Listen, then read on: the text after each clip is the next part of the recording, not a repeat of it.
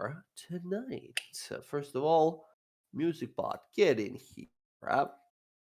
So, let's start us off with a recap of last time, as always. Everyone, mark down your inspirations.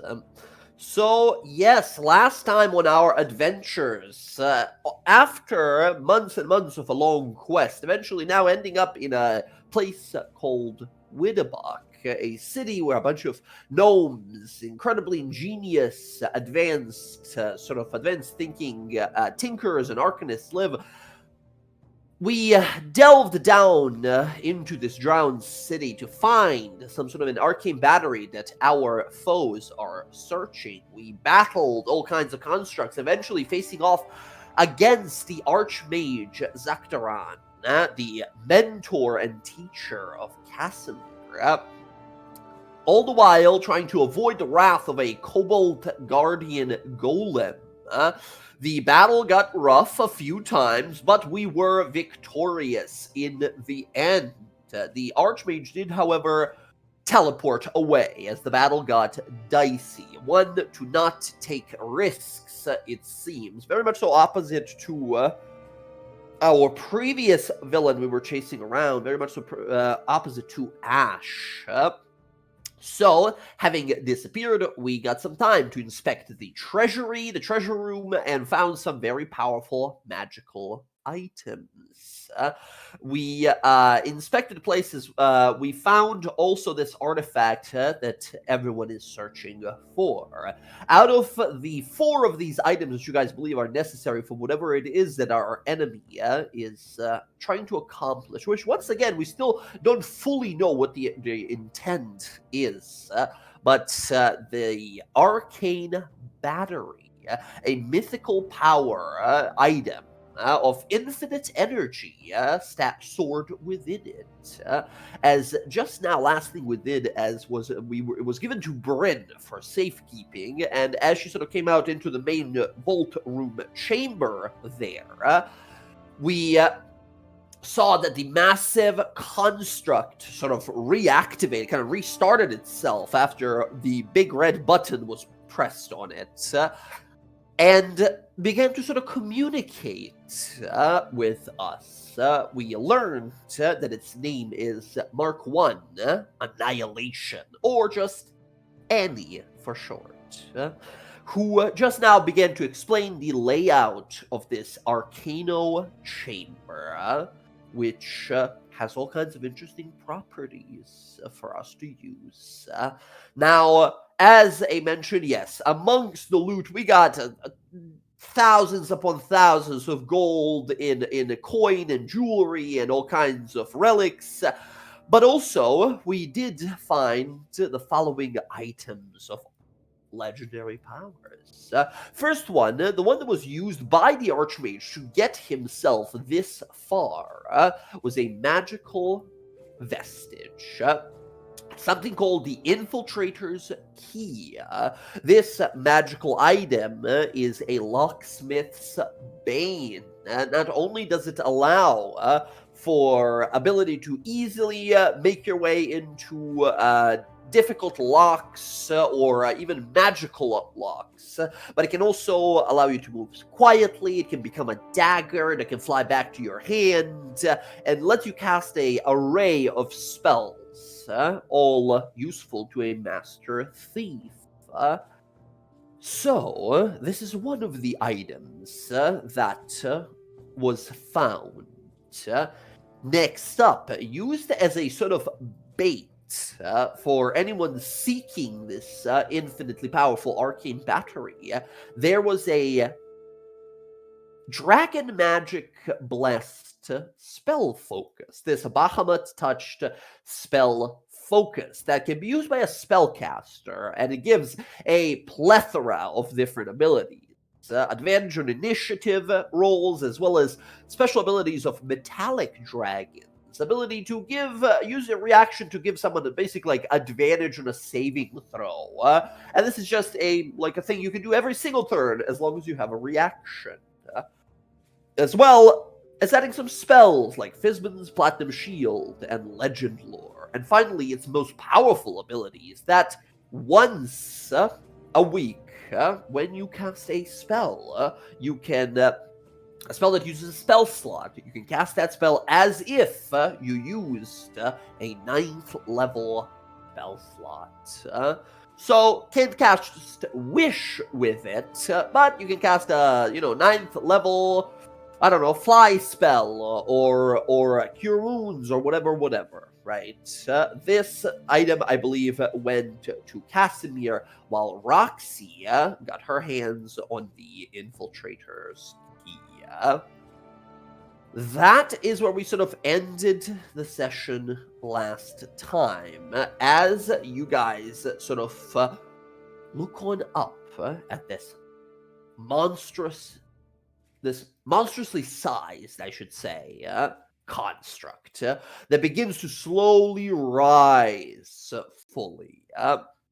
So, I'll put us back actually onto the thing to see if Roll20 is breaking because of it, or if it was just last time.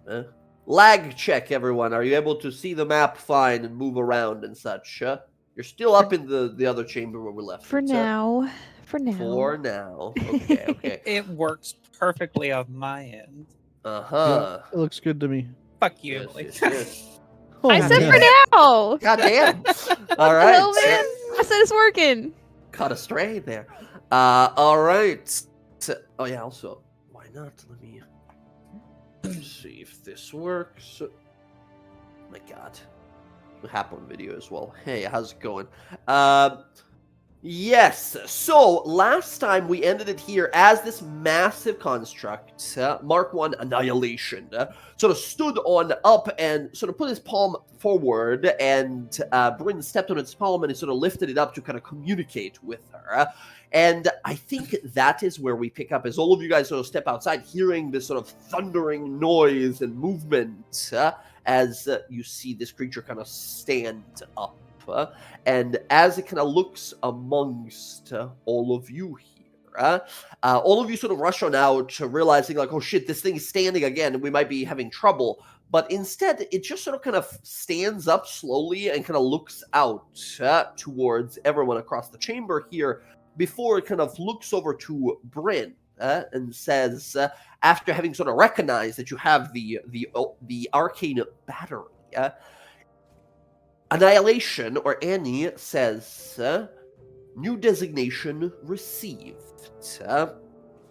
You are not the only life form in this chamber currently. Do you wish to be the designated king position, or should any other receive such title? No, I'm the king. Very well.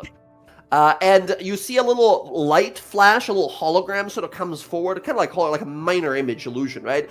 As it comes forward, and it's sort of like an interactive kind of screen that you can kind of write your name in, and it says like in a bunch of languages that are sort of flipping and flashing in different sort of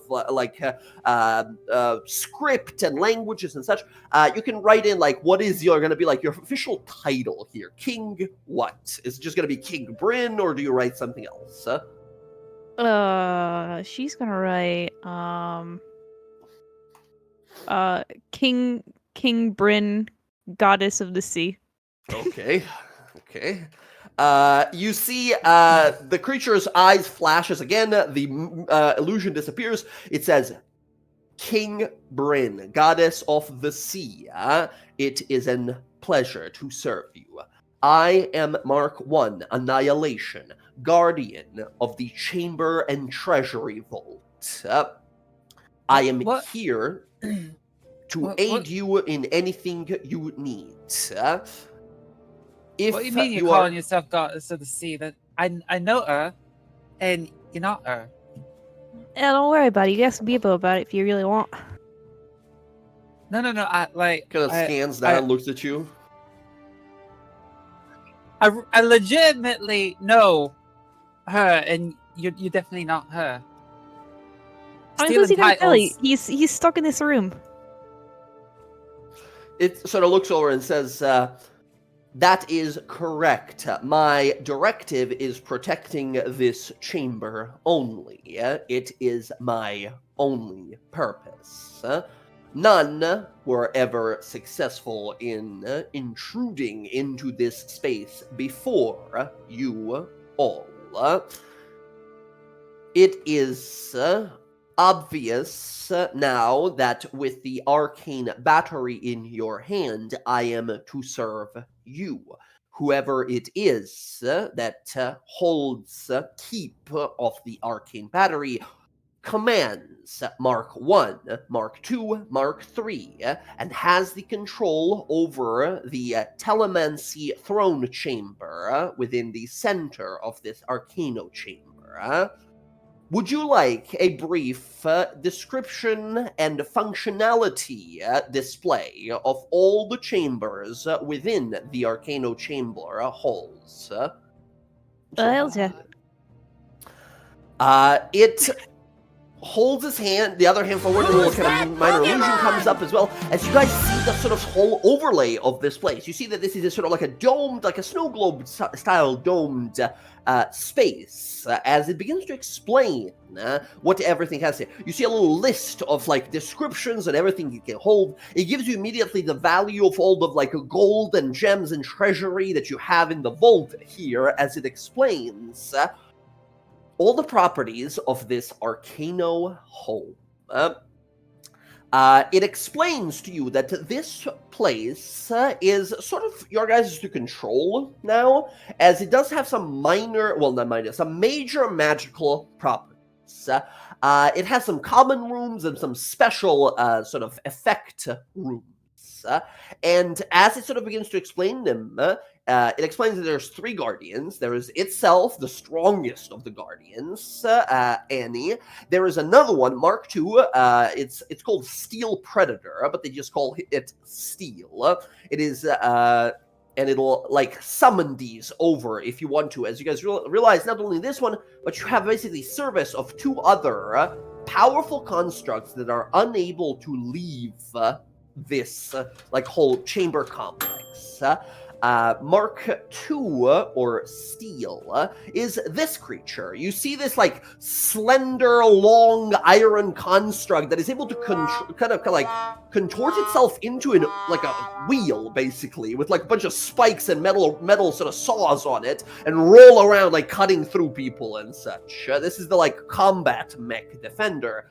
And another one, in case of magical intruders, they have another one called Mark III Nullificator, or just Null. And it's this one. This is a arcane construct with a bunch of arcane runes.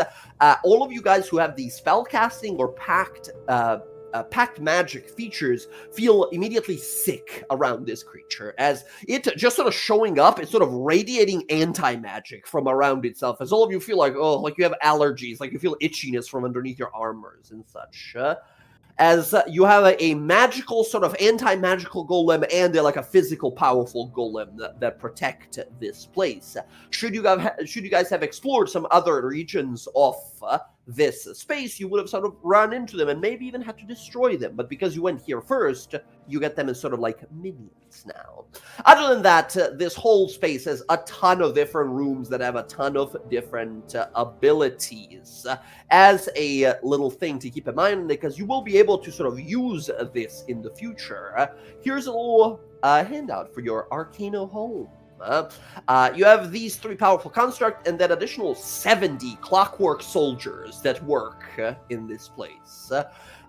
It has living chambers that can house up to 300 people, a meeting hall, which is down like all the way over here. You guys never went into this chamber, but it's sort of like a giant meeting place. If you're ever having guests, that's what you're sort of receiving them, I guess. You have training grounds over here that can produce up to 10 additional constructs that can just sort of help you train and fight. You're just fighting robots if you feel like it. And then it has some special rooms. It has a vast number of libraries that help you do any sort of research. It has a vault area, which is this here with a DC 30 vault lock, which Roxy beat last time. It has a scrollery room that is already filled with a bunch of like spell scrolls that you guys can pick up if you feel like it. And also making any spell scrolls in this area is easier. It has a Omni Temple, which is a magically sort of divinely enchanted temple area that allows anyone who prays that day to get an additional use of an inspiration. So if you start your day here, you can have 2 inspirations for basically that session, right? And then it has an arcane enchanter, which, yeah, exactly what you think. It helps you make magic items faster. It has royal living chambers, which are these 3 chambers up here surrounding the sort of temple area. These are excellently furnished and have some sort of minor magical abilities to help you relax and such, meaning that if you rest here, you gain 10 temporary hit points that day. Pretty neat. And then finally, the throne room, which is this impressive looking space where 3 leaders would have sat. And together they would, with the arcane battery placed at the center there, they would be able to teleport the entire Arcano chamber, this whole basically map, this like domed building complex, room complex. It used to be able to teleport much further, but current range of teleportation is only 15 miles, which is still impressive. You're teleporting a whole building, right? As I think what comes to mind to some of you guys, I think Bryn, probably you for certain, that this is something akin like nowhere near its level of its power, but this is something similar to what Singorn has. Their ability to sort of shift into the Feywild and such. You think this is like a 1%, like a miniature version of that, this chamber. And of course, these constructs that work here, they were the ones like keeping it clandestine and clean and such, right? As you guys realize, you can, if should you choose to, use this place and sort of bring it with you on your adventures. Now, I think Casimir, you being the most sort of magically inclined, arcane magically inclined, you realize that this teleportation chamber it has was capable of greater distance travel. And should you learn how to sort of work with it and fix it, you might be able to extend that teleportation range further on. So, that said, you learn of this arcane vault here as Annie sort of looks to you all and kind of looks down and says, those are the bare and basic functionalities of the chambers of your new Arcano home, King Brand, Goddess of the Sea. Oh, well, that's pretty solid. Thanks. Hey, we gonna keep this?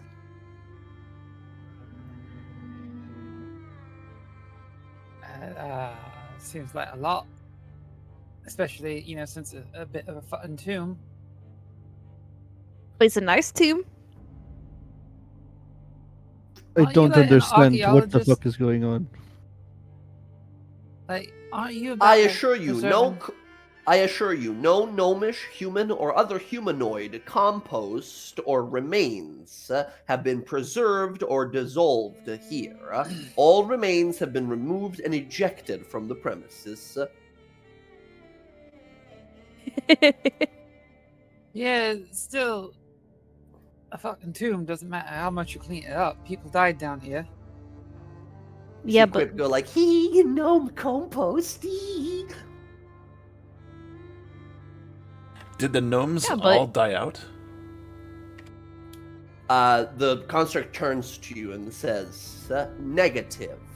There was a 2.7% of population survival. Their current location is unknown. Well,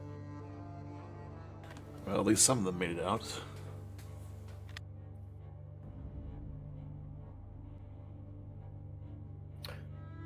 Would you wish to leave this space? The stability of the lower and middle chambers has deteriorated. My programming suggests another 30 years of stability before structural damage starts damaging the premises of the Arcano chamber as well. Oh, I'm getting a cat. Hello. Kitty. It's my wife. It's my wife handing me the cat. Hello. Hello, wife. Hello. And the cat is now scratching the shit out of me. All right. All right. So isn't the giant town above us? the town is not above you. Above you is a lake. Ah. Okay. That's where you guys went on down, if you remember. But there is a hill giant fortress a few miles further to the south.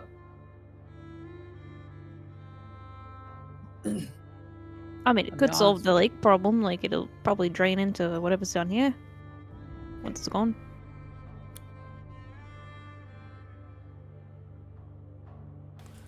I feel like this is the sort of place you should just sort of leave alone, let lie. Why would we do that? What are we gonna Look at this know why place. This you place is would. great. I think a little bit differently than all of you. This is sort of, people. I still can't get over the fact people died here. That's, I mean, people die everywhere. You probably wouldn't like most So many places. people died here. We're talking dozens of thousands of people. Nah, people died in Yamon too, and we're still there. I think maybe we don't take it with us. It's pretty big. Boo. It's just not natural, you know? But what I can do, in case we do need it, is I could leave a teleportation circle here. That will not work. No teleportation No? is possible Oh. within this space. As immediately, Casimir, you realize, like, that's why Zektoron didn't just teleport down here either. It's impossible. He had to manually come here. Never mind.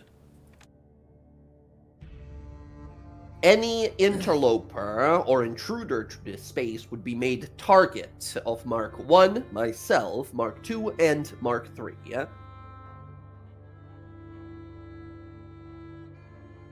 Yeah, I mean, we got what we came for. I'm all about leaving and getting out of here. I mean, we Ow. could just put it somewhere else, and then you could leave it. But what does that do to the lake above? No. Would it hurt the tell his name? Where's that name? Gondolor. Prince Gondolor? Yeah, would that hurt Gondolor's tribe? It's not near them, and it's also a lake that's sunk down over the years when the town originally like crumbled and such. The chamber here is this chamber is like one large building in a town, right? So this whole thing is like a building basically. Yeah? So don't think of it as like a wing of a city or something like that. It's just one building basically. Yeah, The big very building. big building, but yeah. What if you gave the battery to, Annie over there and just told him we got it? What do you mean? I can't use this? I don't think we should carry it with us. We're walking we're walking. We have all these pages and that shit. You understand? But this is so useful. What do you mean? Do you understand how powerful that fucker is who came here and all their people? Yeah, and he's gonna fucking come here again if we leave it here. You hear Mark 1 say, "I can take him." You almost fucking died. What Think did he about does that invulnerable thing again, where you couldn't damage him?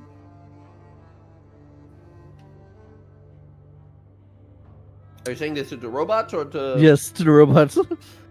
You see its eye sort of flash and says reconfiguring. All of you feel sick as the door opens and the other construct walks in. Its eye sort of glows as it shoots forward. Has this just sort of cone of magic, anti-magic that shoots forward as this guy comes in, says, "Mark 3, ready to go." His hand opens and it's just sort of like a bear trap. He has an anti-magic bear trap. It says, "I put this around people's necks and they choke if they use magic." Oh, I mean, we can always put it in Stillbend if you want. I mean, I feel like it would be a lot less safe there. I'm just saying, if we think that keeping the pages on us is safe enough, well, why the hell would we say that not taking this with us is safe enough? because we have both now. We're gonna have both things they want. Yeah. And What the more else? you Casimir's run through his head. What else And is not required only to- that, but they also want him. And she's gonna point at Gaz. We have 3 fucking things they want. They want him, the pages, and that shit in your hand. What This components are we is a missing to pretty make the safe shredder? place. Sorry, what? Casimir's running through his head. What components are we missing to make the shredder? Well, I mean, you still need a sort of a crucible that they have, right? There's 2 pieces sort of remaining to this puzzle. You guys have some of the pages, right? There is the crucible that Ash, originally with the help of the Red Path, stole from from Archon, right? From Tiamat and her people. And then there is the Isender Hiroshi, the beacon that can sort of transmute it and turn it to act like a control panel almost, right? So you know now everything, like to make a shredder and to make a thing to destroy these pages. You really need same exact components.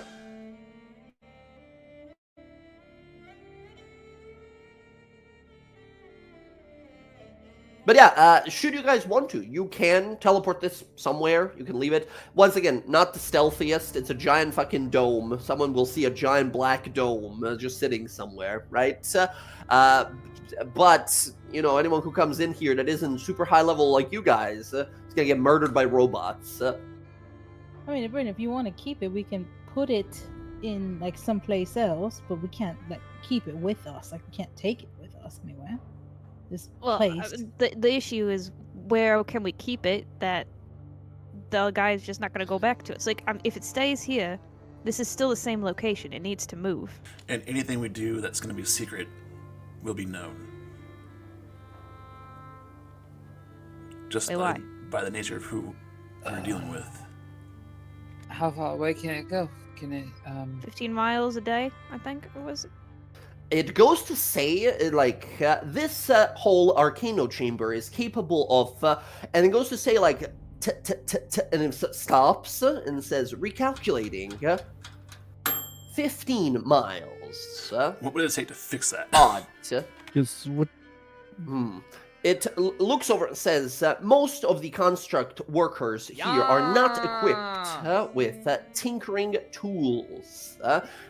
It would need a presence and knowledge of a skilled tinker. Is any of you in the possession of a master engineering degree? You know who is? Who's anyone that we haven't talked to yet? I know who you're don't know. talking We about. want to. We don't Vasil. want to tell them Yeah. about this. I We're don't not think we telling should them. tell them about this. I Absolutely. agree. any of you tinkers? No. I can't think of shit. You shouldn't fuck around with stuff like that. I mean, I'm pretty smart, but I'm not that smart. I don't mess with that kind of stuff. I touch old. I still Books don't and shit. understand anything that's going on right now. So I'm talking kind to of a stone. I don't know. looks Can't you down, just- says, you just have this hey shit move into man, the I might... ocean? The robot points down at you, Bill, and says, hey man, I might not have feelings, but that hurt. I'm sorry. Looks, stares down at you and shakes its body, I guess, because it doesn't have a neck, so it has to, like, rotate its top body. It looks over and says, if you wish, this chamber could reside at the bottom of the ocean. Your accessibility to this chamber as its king would be limited, however.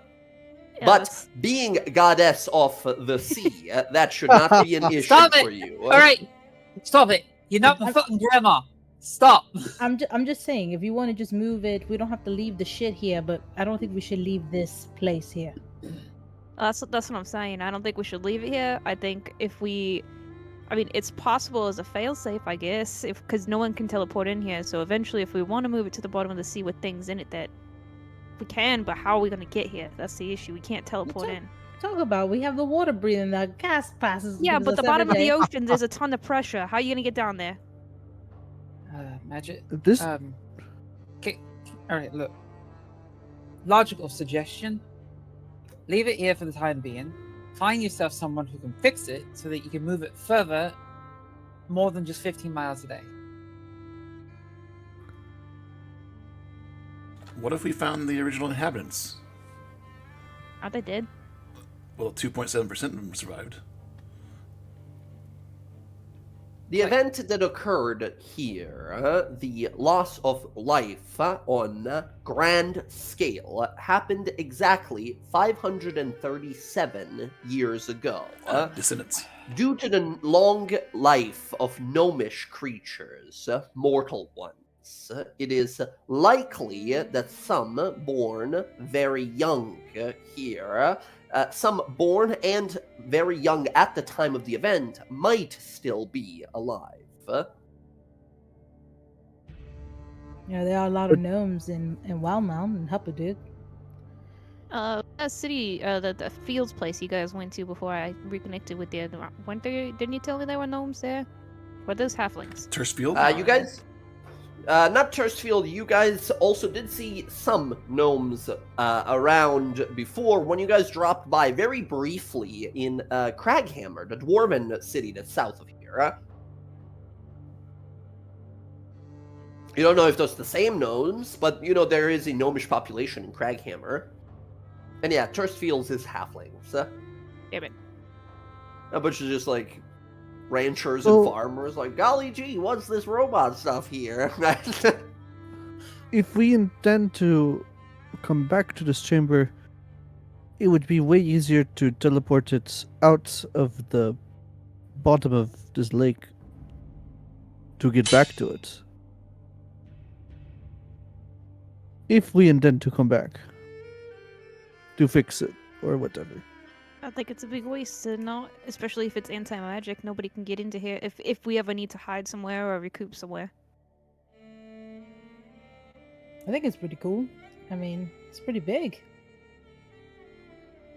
It is what it is, but like, limited to 15 miles a day, you're gonna sort of paint a target on yourself as you're leapfrogging across the fucking country.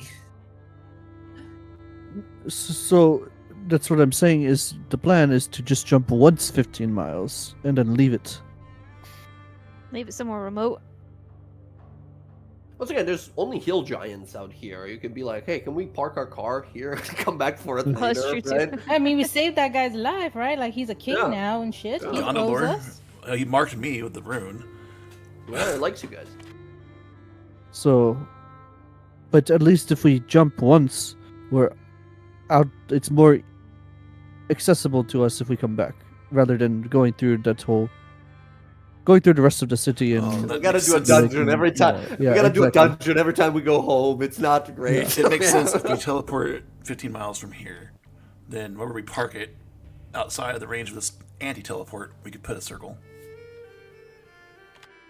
Also true. Right outside it. This is out of game. To put a circle, it takes a year, does it not? Yeah, it does. Yeah.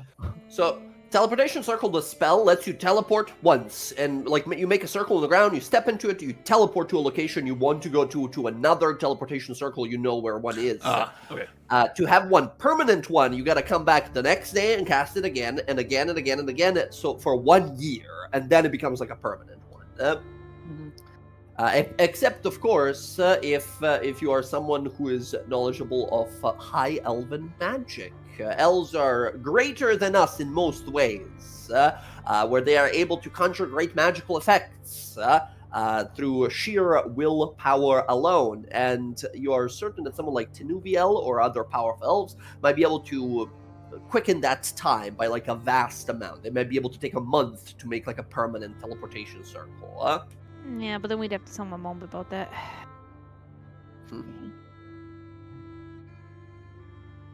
You already Bad told her that you're putting a war criminal in a giant prison here. That she's supposed to send elves over to pick her up. aka Ash. You already told her that when you guys were descending down here. Also true.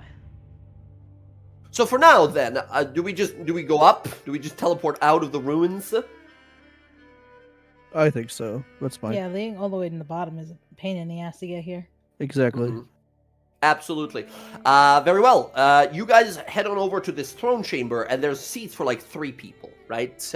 And you hear currently with you, because the big Annie can't leave this giant chamber. Currently with you are Null and Steel, these two over here, and this giant like panther, like metal panther thing, sort of, it doesn't seem to speak, but it sort of follows your commands and kind of indicates to one of the chairs for you to sort of sit. As Null looks over, says, "My king, please sit. Allow the orb to do its magic." Hey, what you trying to do to him? What? What are they doing to him? Sorry, what are you saying? What? Sorry, what are they doing to him? To who? To the king. No, nothing. They're telling you to go sit because you're the Oh, king. I misunderstood. I thought they were. You doing already that forgot you're the before. king? Look at this. You already No. fucking forgot. It Oh looks my confused. goodness. It scans you for a moment, says, "I thought you were magicked somehow or something because you were talking all weird-like, but you're fine." No, sorry. I thought we were back on the surface, and I thought This you were talking guy- about the giant. Oh, no, not yet, not yet. This guy, like, looks at you. By the way, every time Bryn, he looks at you like, "My king," your arm disappears. You're like, "Ah, fuck!" As anti-magic hits your arm, so it just sort of disappears for a moment. As he's like, "Oh, sorry, my king, I apologize."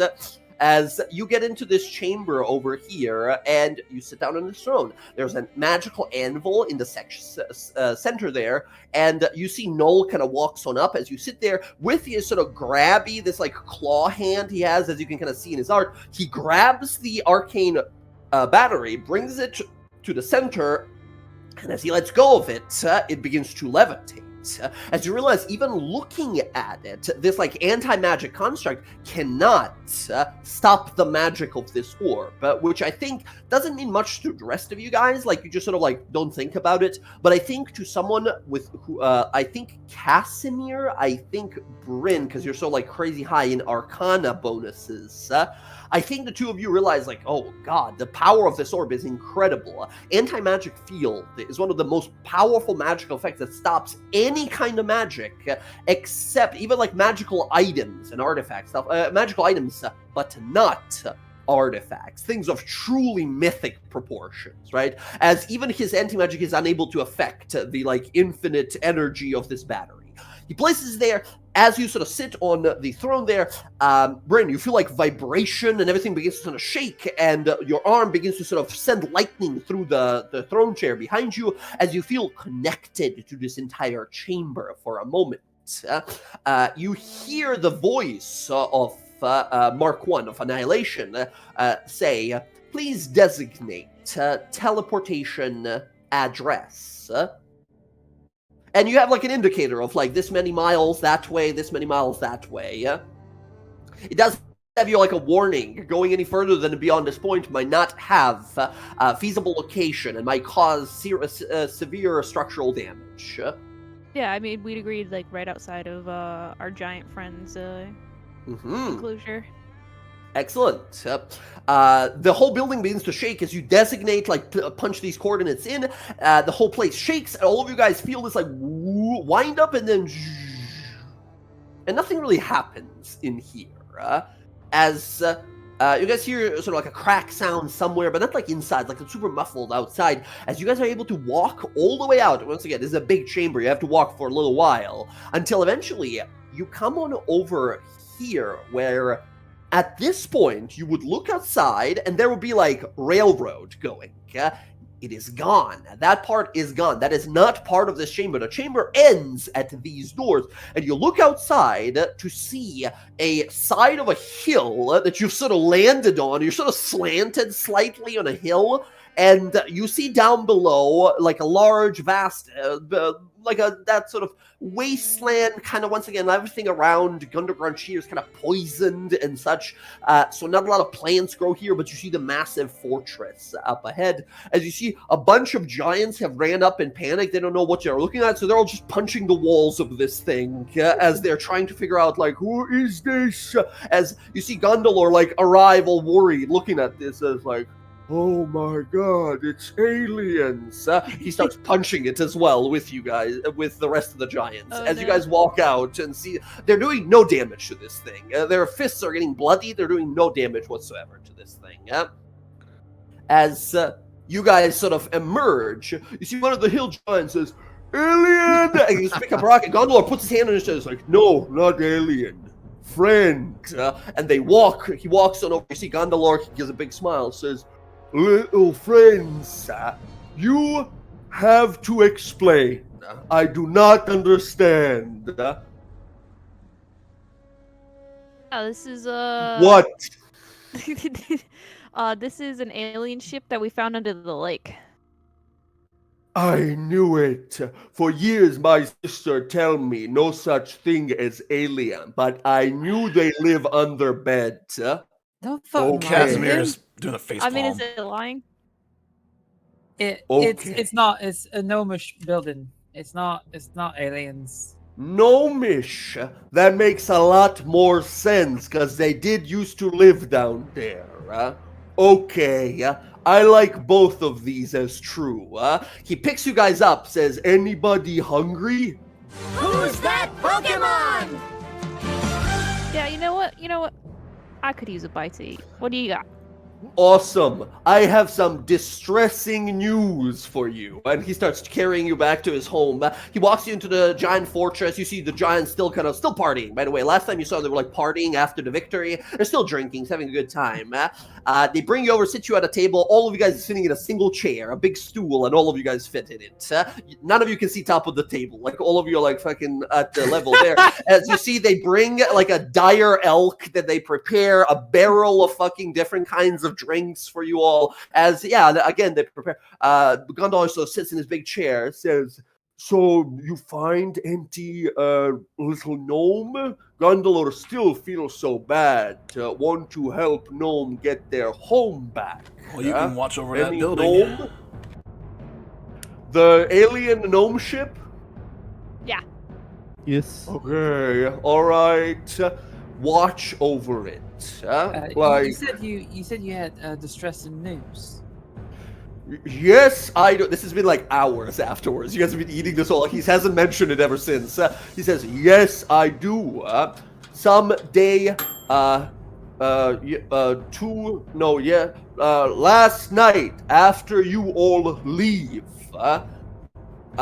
friend of Gondolor, everyone is friend here, but another friend, Bulbo, he sees a dragon. Not a lot of dragon here. White scale dragon. Northwest here. Few day travel over mountain. Thought it was weird because never dragon around here. We didn't know if to go hunt dragon or leave alone and not fuck with that. So, wanted to let you know because there was small person like you on dragon. Look like a cow person. Oh no. Black fur cow person flying around on big white dragon. Oh, shit. He was averagely attractive. Gondolor, did our elf friends come pick up that prisoner? No, you told that to me 10 hours ago. Nobody has showed up. Oh, has it been that short? Okay. Yeah. So is Ash here?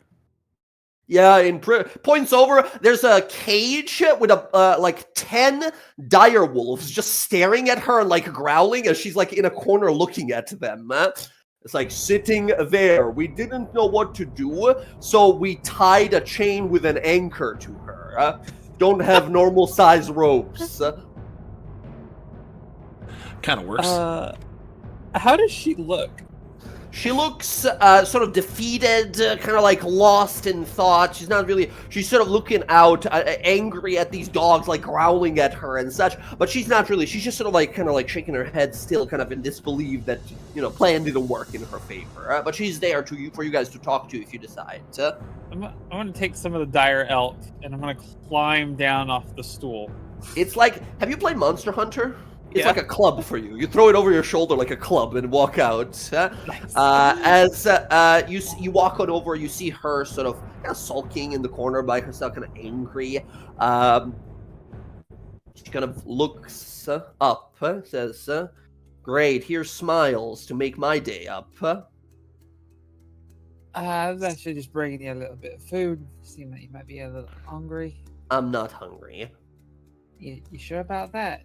Yeah. Her stomach growls a little bit as she looks at it and turns her head the other way. Yeah, that's what I thought. And Yara's gonna like. Oh, by the slice way, off all the- the direwolves, for whatever reason, Yeah. all these direwolves fucking love you. They're like petting themselves on you. They're like dancing around you, running around you. For whatever reason, animals just love Yara. As even, like pets and like rub on them and everything, and then I'll mhm, cut her off a big like slice of the meat and like slide it through the cage. Put on play it fine. She tries to move forward, and you see, like, by the way, when I shade the raptor up, she's like, you can see her head. The rest of it is just a giant chain that goes down to her legs that they put around her. So she's like, fully mummified, basically, and fully like fucking closed it with this Yeah. giant chain. And she says, "I said I'm not hungry. I don't need your pity." You know, pity is sort of what you do when you feel bad for someone. I don't necessarily feel bad for you, but you shouldn't starve yourself to death. And she's gonna take a piece of the meat, and she can't move. She's gonna like hold it out to her.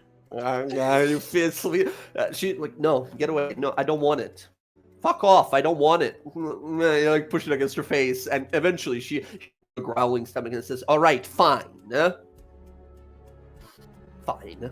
And you There you sort go. of awkwardly chews anger. She's like angrily chewing and staring into your eyes, fucking eyes glowing red. As she eats a little bit, it's not the worst, I guess. Nah, it ain't the worst, but it's something. Can't believe it. All the work I've done, everything I've given, and now I'm just thrown off to the side. I'm gonna kill every single fucking one of them. You know, it's sort of what you did to the others. Yeah, and Don't feel good, does it?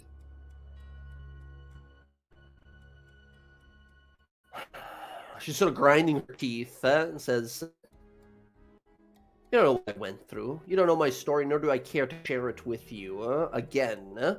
So, if you don't mind, I'm plotting my escape over here. So, how about you fuck off and let me think in peace?" Or hear me out here. Help us set everything right. I know, you're big, scary, demon with a plan, world domination, all that. How's that working out for you, by the way? If I weren't wrapped up in these chains, I would make you choke on them. Your mind control stuff that you do from time to time, right? Where you stare at them, you say some little pretty words, and they go, "Oh, my life for you," that sort of thing. Yeah, it doesn't really work on me. You know this, like, yeah, I've noticed, huh? Yeah. However, and she cuts off another piece of meat and like holds it out. How? Once again, angrily eating while staring at you. Right? You have something you want. And she gestures over to the others. They have something they want. Maybe helping each other, since you have insight on the things that they need to know that they otherwise wouldn't. and they can probably help you get that little bit of vengeance you want against the people that wrong you. I'm not saying everybody's gonna walk out of this square and happy, but you know, it's sort of a start. Little problem with your plan there, huh? I don't really benefit from this anyhow. What I want is vengeance. What I want is to find that old fart, that wrinkly bag, and throttle him until he can't breathe or move anymore. And then I might be happy. Maybe if he's paralyzed for the rest of his shit life, maybe then I'll be happy.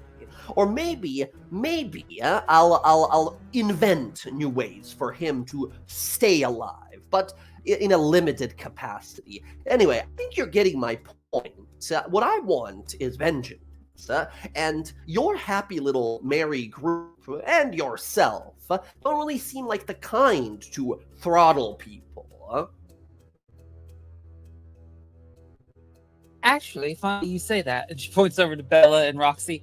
They're more than happy to kill people, myself included. I might seem, you know, smiles and happiness all the time, but, well, if you've ever seen the way Fae treat people that do them wrong, it's a whole other world of terrible. Sort of scowls, but lessens, as I've heard of all kinds of Fae. Freaks, most of them. And looks at you. Well, still, doesn't fucking matter, huh? My future is sitting in an elven box for 10,000 years until they decide to sit up off of their dusty asses and do something. That's entirely a possibility. However, if you're willing to help, you might get a little bit of leniency. And your friends are gonna say yes to this? I don't think you've been around for how much of personal history we have.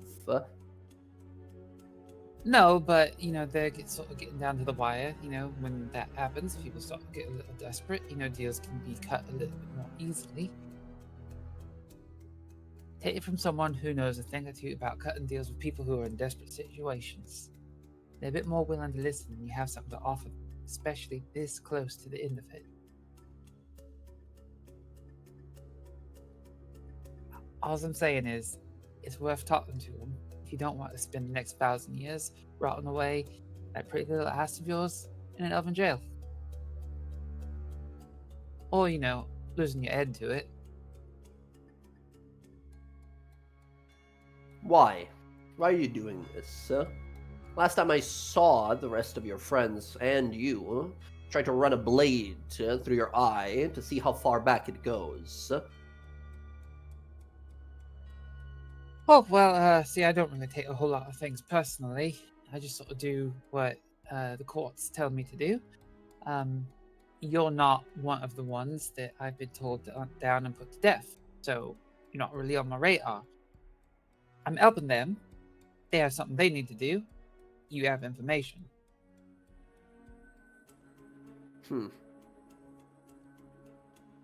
I don't know. This seems fake. This seems like a trap. I've been tricked more than once just today. I'm not ready for the next to come already. Well, if it gives you any sort of confidence about where I'm coming from, I can honestly say I, as a member of the Summer Court, am not lying to you. Hey, that doesn't mean shit to me. Well, if you know something, a thing or two about the Fae, once they give their word, they have to keep it. Kind of like a devil. A little bit, but, you know, we smell a bit better.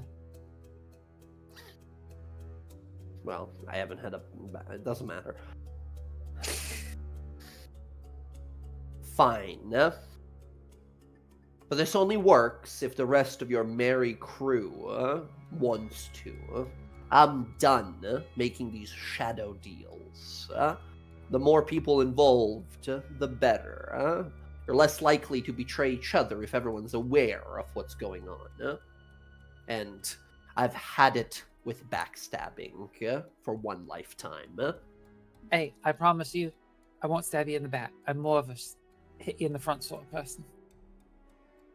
Yes, you and the snake. Oh, and tell that half-elf bitch to give me my fucking bag of holding back. Yeah, that's probably not gonna happen. She's like loaded up with body parts. Not think you want it. What the fuck? I don't know, right? know. That's sort of what it happened. She put body parts in it, and they say I'm fucked up for turning people into plants. Enough! I'm done talking. Feed me another piece of meat and get out of here. I'll cut off another piece of meat and feed it to her. Leave. I will just come with you until they come back to sort of like Alright. look at her. Climb back As- up on the stool. As we see you leave, we linger on this shot for a moment, and the wolves sort of move away with you here, and you go to sort of find the party, and we see, as we linger here, she sort of like groans and growls to herself, and we see falling from the ceiling, from the rafters, landing there as shadows fall off of her shoulders, we see Roxy, who's been listening to this conversation this whole time. As Ash looks over and sees you, Roxy, and says, finally, someone who's willing to kill me. Oh no. She's gonna take out one of those skulls and she's gonna roll it. You see that? That's gonna be you in 1,000 years when you're in that fucking jail. I don't give a shit what shit deal she's giving you. You're gonna go there and you're gonna rot for the rest of your fucking life. That's a gnomish skull. I have a way bigger head. Well, don't worry. I have a couple of them. You want to see them? She sort of stares at you for a while and says, out of your whole little fucked up little group, I always hated you the most, which made me like you the most. You're the only one who's willing to do what's necessary, yeah? Who's that And Pokemon? soon time will come when your friends will have a lot of decisions on their hand, and you're not going to see it that way. You're going to see one simple solution, and eventually, when you do, you're going to end up where I am, because eventually they'll stop trusting you. That's how it goes with useful people. You're trying to put discourse in this group. I trust them. It's different, we don't backstab each other the way your shit group was. What's that like? It's nice. You'll never know, I guess, because you don't trust anyone. But I do trust them. They may not trust me, but it's alright. You And don't they're good seem like people. a trusting person. I don't give a fuck what you think. And next time I'll give you your bag of holding if you like. I'll just put it around your fucking head and suffocate you to death if that's what you prefer. Once again.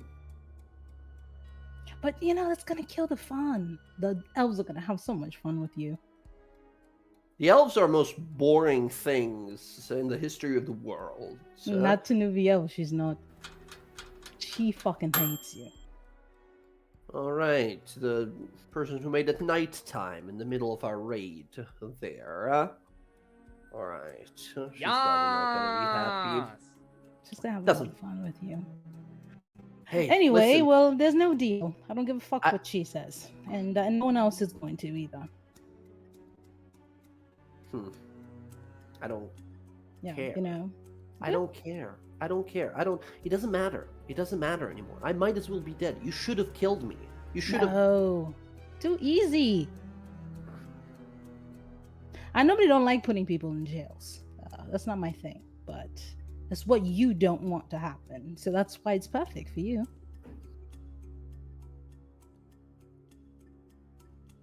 She sort of sighs, kind of looks down. She says, I thought I had it all figured out.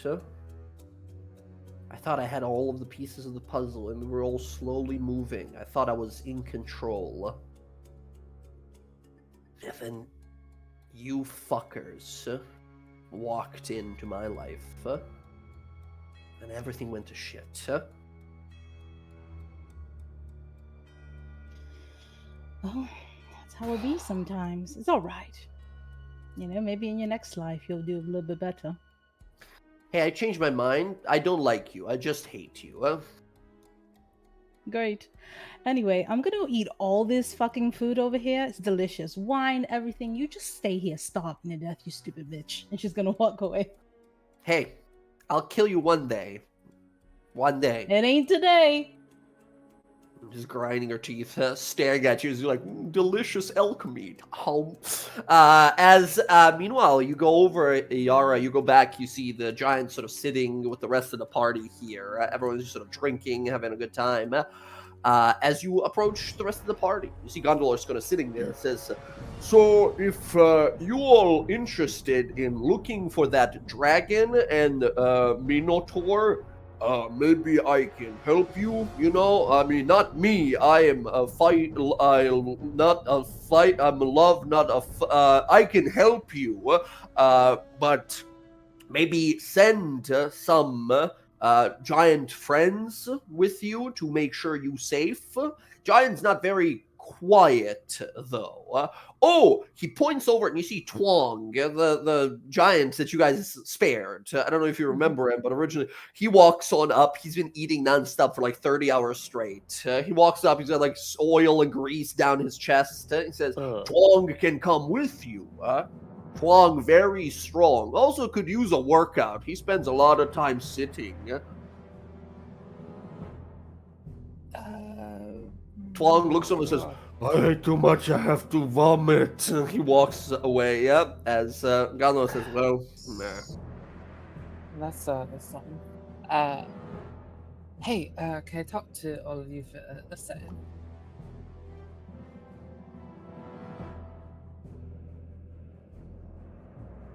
Yeah, really? Yeah. Good talk. I'm waiting Go for you to for it. say something. Well, just sort of asking. Anyways, so Ash over there, I think she's willing to talk to you all if you willing to give her a chance to speak to you before you send her away to Elf Jail. About what? Well, anything. She certainly has information that you all sort of lack.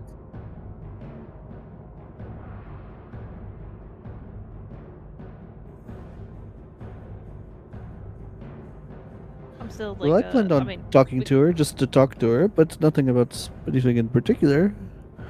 Maybe about how she, almost kidnapped my mom, or stole the artifact of my people, or, just a Yes. pleasantry.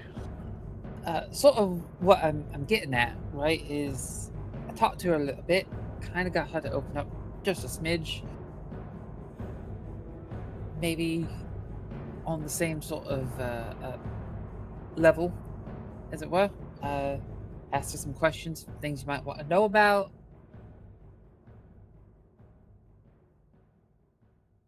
Or are we all just going to be really sort of bitter about it? And an opportunity- Hold on. Don't fucking come here bitter. You have no fucking idea the decimation she has done to different types of lands. Still, Ben, not to mention what she did in Iman. She's done so much shit. It's not about being bitter.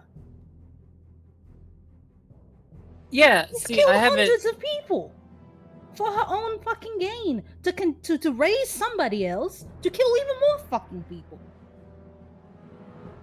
And she also has answers to everything they're doing. So, And you think we're supposed to trust her?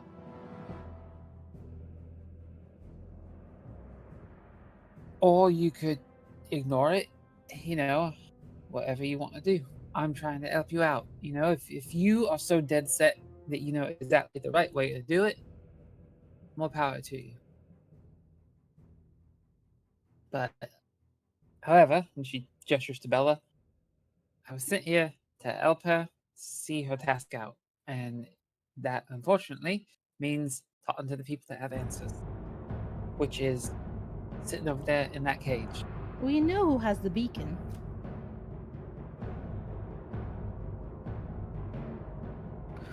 I mean, we don't need her. We know who has it. So let's go over what we do now, okay? Real quick. So we have some pages. We have the battery. What else do we need? We need the beacon. We need the And beacon we and, need- the crucible to make the shredder to And the destroy the crucible. book. So, where is the crucible?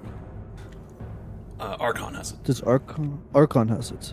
So, it Do may we be worth know- going after his Minotaur buddy? Because obviously he's going somewhere for We something. know for certain that he has it. Well, we know he at least knows where it's at.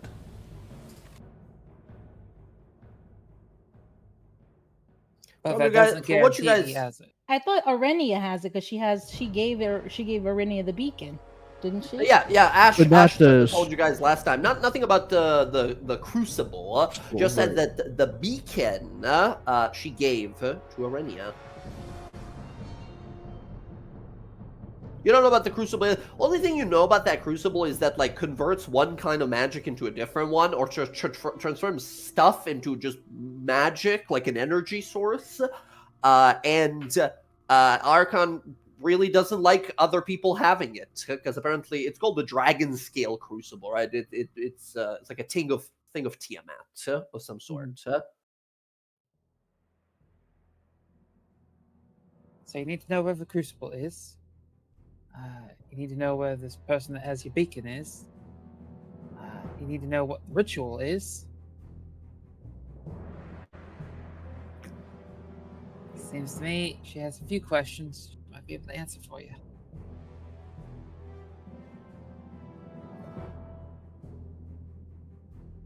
I mean, it depends on what the price is. Because otherwise, fuck her. She doesn't want to go to jail. And Well, she she's looks at not she happening. looks she looks at Brent. She doesn't want to go to the jail. Oh, she should have thought about that before she did all this shit. I've already asked Teneville not to execute her. That'll prevent her from going back to hell.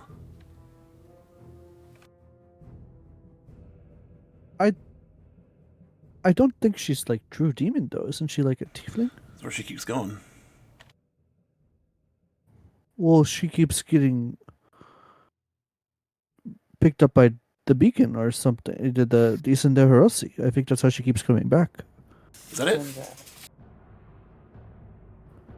there's also a chance she might understand where your father's at too. I know where he's at. They told me.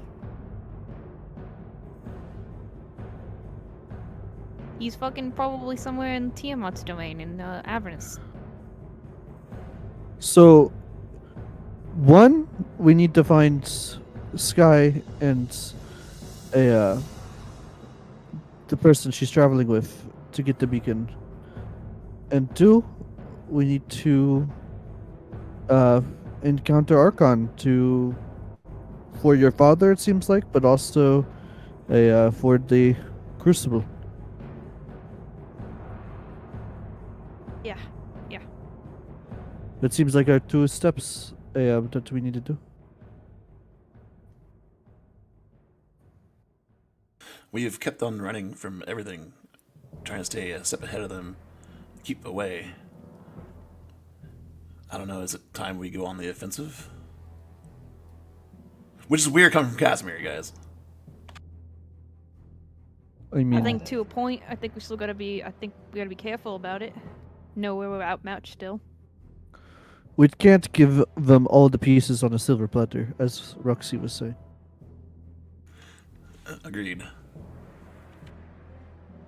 So, if I understand this right, Archon just wants the fucking Crucible back. And that's it.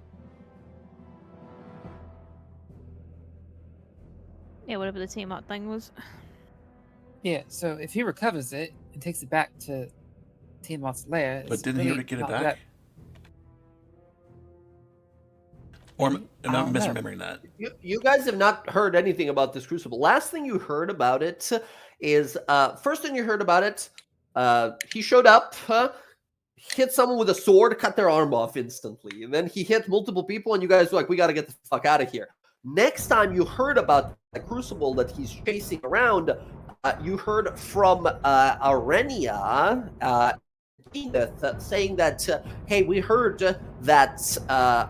Archon might be going after our like old hideouts, where we are like where that thing is supposedly stashed, right? That's where two of them originally went to when they like left you, when they split with you guys. You guys went down to Singorn, they went to North instead. So,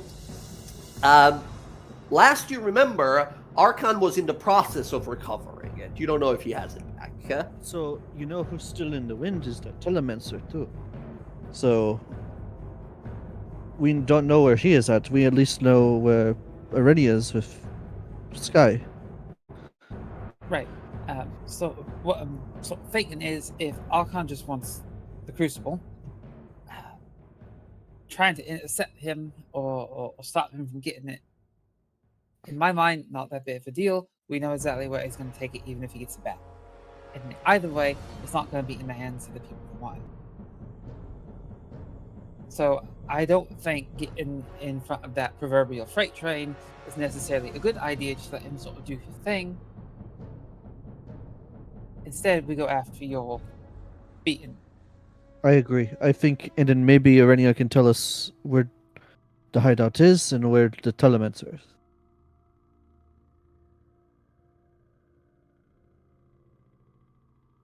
And at this point, the one I met in the cage, she is still apparently working with that Arenia girl. Might be able to help get you in contact with her.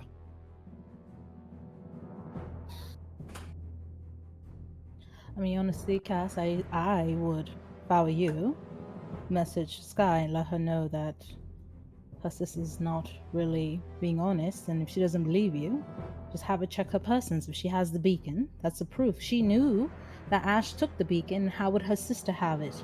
She was there with us. I'd already thought about that. I need to get some rest to select the spell. But, like, shouldn't we try to be there in case things go sideways? I mean, Yeah, you're well, gonna- that's even if she's in the right state of mind because she took that fucking page. I know. Who's that but you're gonna try to Pokemon? convince her that her sister, who she worked very hard to save, was fucking lying this whole time. It's gonna be really hard. You're Is- gonna need is some there- severe proof.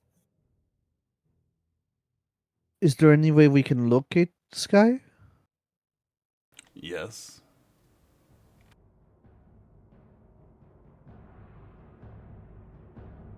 I don't know. I'm trying to think of the best way she would react. She probably wouldn't react kindly to us just showing up, though, at the same time, so. Given the option, well, you I know can what? scry. Fucking lied to me, so, if we show up and she's mad about it, it's too bad.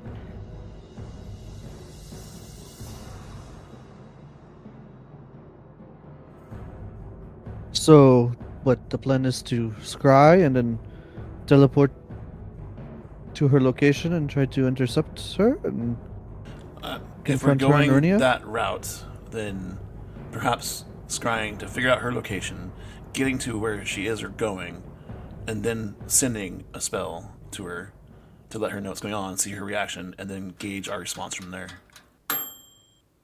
Okay. Yeah, it can't hurt. She probably thinks we're gonna come after her anyways because she's got the page, so. I just miss my friend. In the meantime, Casimir is actually going to go into the room with the direwolves and Ash. He's not going to talk to her. He's just going to sit down. He wants a little quieter area. He's going to sit down and start casting a spell. He's going to use the Ascendant Dragon Touch Focus he just got to try and gain a little more information on the Crucible. Okay. You walk over, you sit down, you like focus, holding this like emblem with the symbol of the platinum dragon on it. Ash like looks over, kind of confused, like, what are you doing here? She sees you beginning to like, focus, meditate, cast your spell. She gets through half her sentence. She goes, "Hey asshole, it's a giant fortress. You couldn't have found a better place to do your And then all of a sudden your eyes like starts glowing as your legend lore spell starts going off. There's like loud magic noises in the area as she like gets buffeted backwards. As all of a sudden you see in your mind and learned the myth of creation of this mighty instrument. You see within your mind's eye lore about the Dragon Scale Crucible. At the beginning of time itself, as you hear this like deep voice resonating, there was a powerful goddess called Tiamat, and when she was still relying on her mortal form, She created an arcane device that can help her channel her magic, transfer her divine energy into arcane energy. She called this artifact the Dragon Scale Crucible. This item is incredibly powerful. It is able of converting and dissolving any matter of magic or energy into a different kind of matter or energy. In layman's terms, he can turn magic items into spell slots, or spell slots into magic that can be then put into magic items.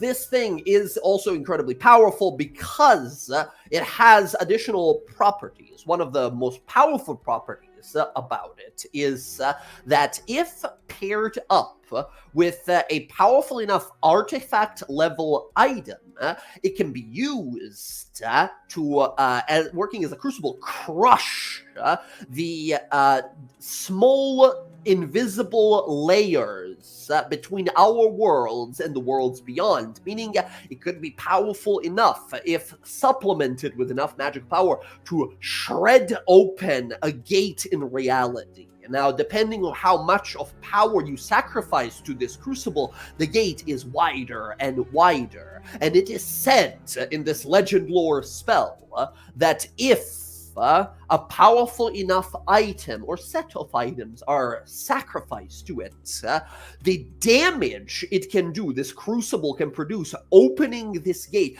can be so tremendous. In the worst case scenario, it can sunder and break the divine gate, allowing, not permanently, perhaps briefly or briefly enough, for a being as powerful as Tiamat herself to walk into our world again. That is what the Dragon Scale Crucible is and does. As the spell ends, you see Ash sort of like fucking squinting over and says, fuck, did you have to do that here? What is that even?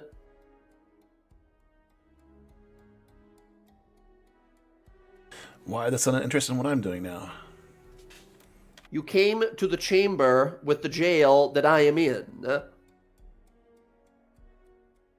Plus, you have to be a better conversation partner than the fucking wolves.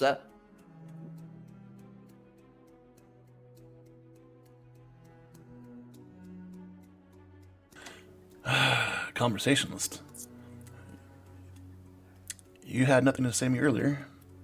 Has something changed? Do you want to say something? I've told you everything I can give you.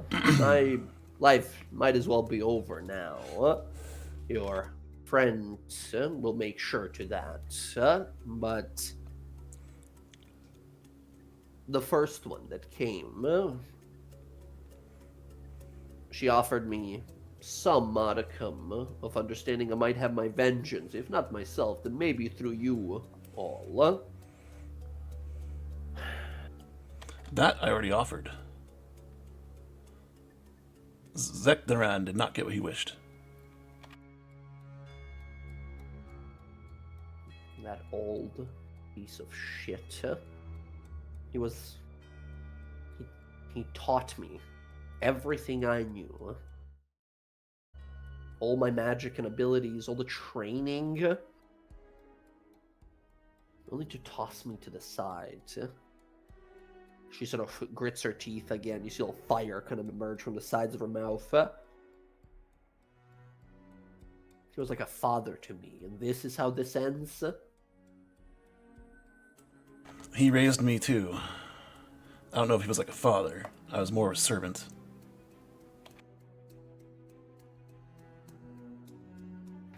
The only other person I knew, huh? Same. But were you So what makes closer you- to so what him makes- than I was? I don't think close was the kind of relationship we had. He What- never showed affection, if that's what you mean. But you both must have been working only- towards something. He assigned me with a mission, a way to finally leave that shit tower of his. He told me that my fate is in my own hands now. That was a fucking lie.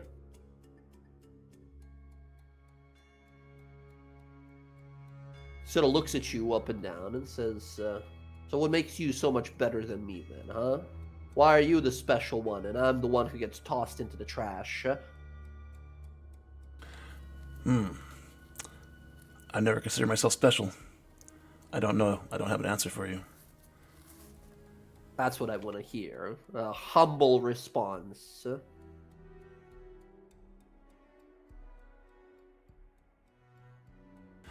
She sort of grinds her teeth a bit, says, you know, a day ago, well, a few weeks ago, when things were going great for little Ash, never actually thought there could be others that went through what I did. Never met my parents, never really cared, really. But Zektaron, he was powerful. I envied that. And now you're very much like him. Power, I mean. I think he's going to be scared of you very soon. I don't think he's going to be able to control what you can do soon. Don't get me wrong, he's still a powerful old fart of a wizard, but you, while you have an extremely killable face, you're getting very powerful as well. And while I won't be the one to run my blades into the kidneys and spleen of the old man, maybe I'll do it through you, you know? So if there is a way to help you, I think I'd love to, but I think we both know that I'm not getting out of these chains anytime soon. Unfortunately not for you. But with Zektaran, he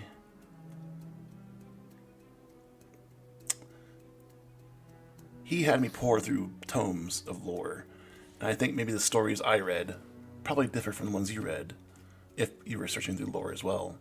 I read the stories of the heroes of Ancient, and those were my influence. I think that's why the Weave maybe chose me to see Zektaran's madness. The Weave? There's no Weave. There's no... It's only us. We make decisions. That's why we are so easily used and manipulated. Because we believe we have a choice. We don't. I didn't. Yeah, You're not gonna either. Choices can be influenced. That they can. You can do something he can't. I've seen it. You've used it against me. So many times I felt victory at my fingertips. And then I looked you in the eyes. And something crucial would change every time. He can't do that. Maybe that's what makes you special. Your way to manipulate. Maybe you're more of a manipulator than you like to think. I don't think you're wrong, but the reasons probably differ. Tell me, what about Zektaran can I use against him that you know? What would you like me to say to him when I use that against him? What? You think words are going to dissuade him or distract him? Old bastard is... Would you like to be in his final thoughts? Is what I'm getting after. Oh. a little quip, maybe, to send him on his way with my name on your lips. No, I don't need or care for him to know. I'm not that interested in how he dies. As long as he lays on the floor bleeding with his last breath, that's good enough. You know, if I was free, I'd like to think that I would be a lot more creative in how I would torture and kill your friends and you. But being left powerless and useless to this world and myself really shifts your perspective.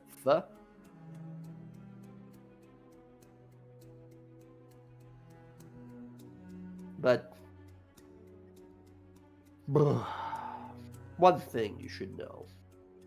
Trust me if you will. If you don't, I don't really care. Doesn't really matter anyway, yeah? But while I was the face of this plot for a long time, I always answered to him. This was his call, his idea, these pages. After all, he's trying to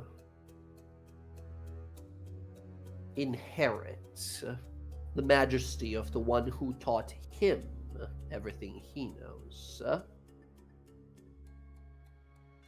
The Whispered One.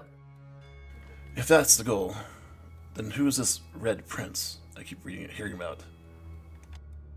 The Red Prince. Who's that Pokemon? That's a long story, yeah?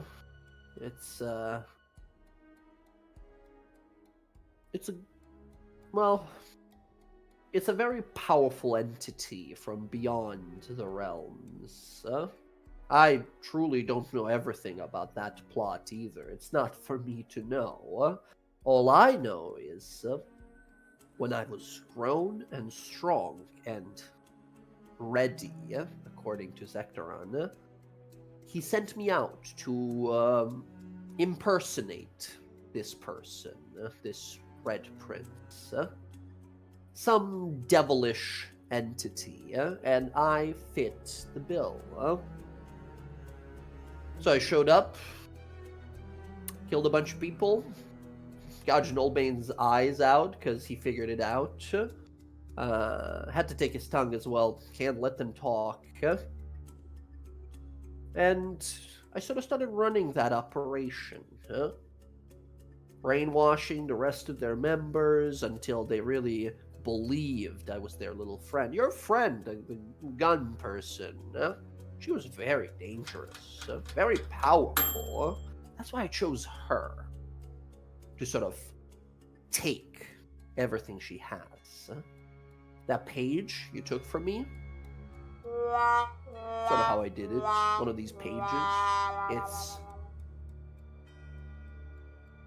drunkening, how powerful you feel with those pages. And, well, it helped that one of their members was very unhappy with your friend Sky. Something about childhood jealousy? I don't know. Never cared. Oh, which friend is that? I think you know which one. The ice to her fire. Ah, I almost felt bad. Her boyfriend was very loyal, but with enough mental exercise, you'd be amazed what people would believe instead of truth. Casimir's gonna take note for later. Yeah. Mhm. She says they were powerful. They were very powerful, very useful. A group with total loyalty to something they sort of understood. Pretty easy to sneak in and convince them of a great arrival, a great forthcoming. Everything they fought for. The Red Prince came to them. Of course, it was me. It was me sent by Zektaron. So this And is a ploy by I the can't Whispered help but One? notice. Well, presumably, Zektaron does everything that Vecna tells him to. When she says Vecna, the torches in the room flicker a little bit, like the light sort of dims down a little bit. Says she kind of looks around. He says Zektaron does everything in his power to follow the Whispered One's plots, or maybe he just believes so. He's had trouble in that relationship, always, from what I believe. Whispered One doesn't really talk to him as much anymore. I wish I had that secret. He won't shut up. Really, yeah? Yeah. And Casper's gonna get up and leave. Uh-huh. She says, I can't help but notice that your fiery friend, Sky, is not with you guys anymore. What happened?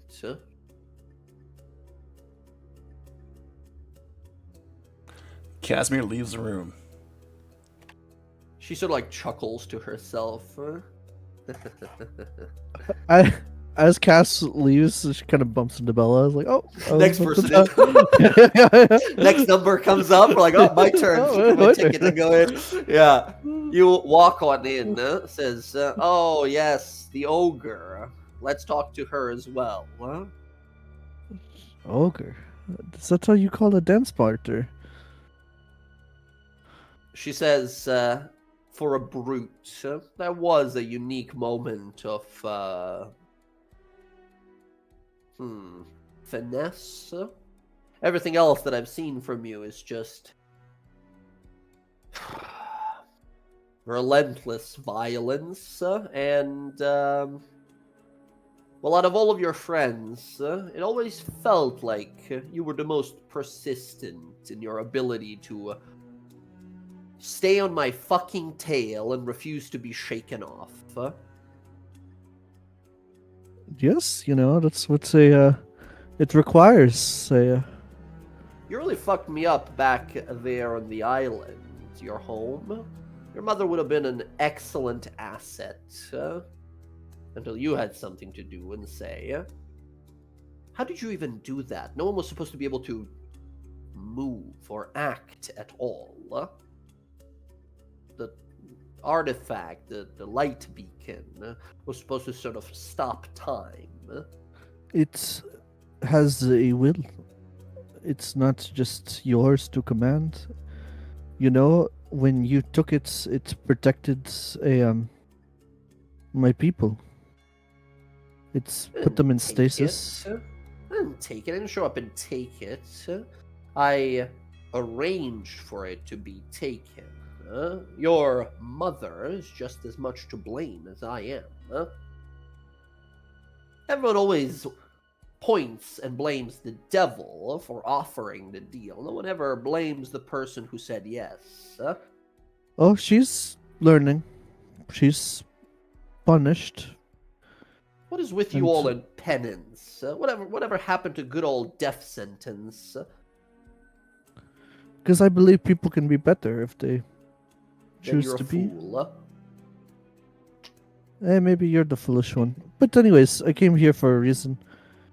She says this very proudly and angrily, while up to neck in gigantic chains, right, staring at you. I can't What do believe you they did want that to you. then? That's just hilarious. But They apparently kept apologizing while they kept wrapping me up.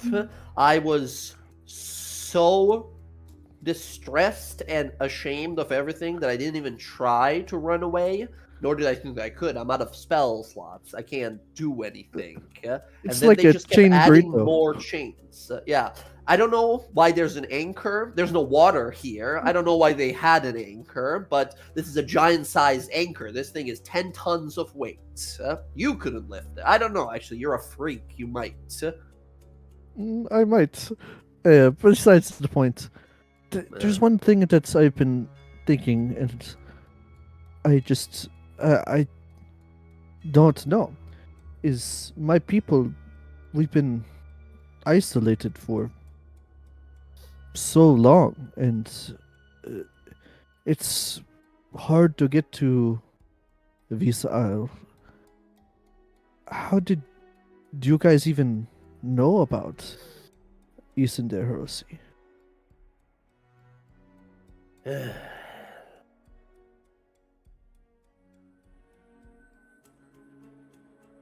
The island was a challenge. Getting on there was difficult, but as with many things, while I loved to believe myself to have been a face and a leader of this whole plot, it was passed down onto me, this information. The wizard that you, I'm certain, have fought up until this point, he let me know, and I'm certain he learned it from maybe the Whispered One himself. I just learned information. I was told that there's an artifact of permeability, of potency to alter, to change, to transmute fate itself, to turn sand into mud and mud into stone, with a mere thought, to turn man into woman, into beast, into monster, with a simple thought. That's all I needed.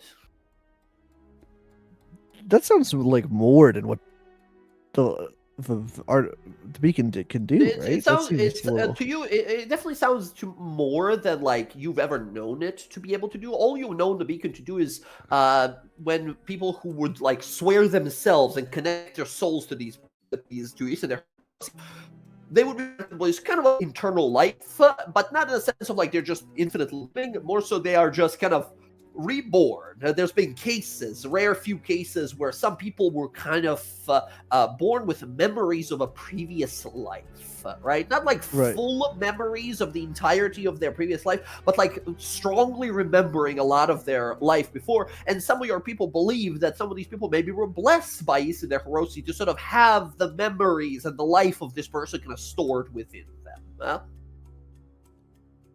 I know not of what you speak, but of course you don't. You and your people thought it was a god, a shard of a holy artifact. Like, what did you think it was? Its potential was wasted on you and yours.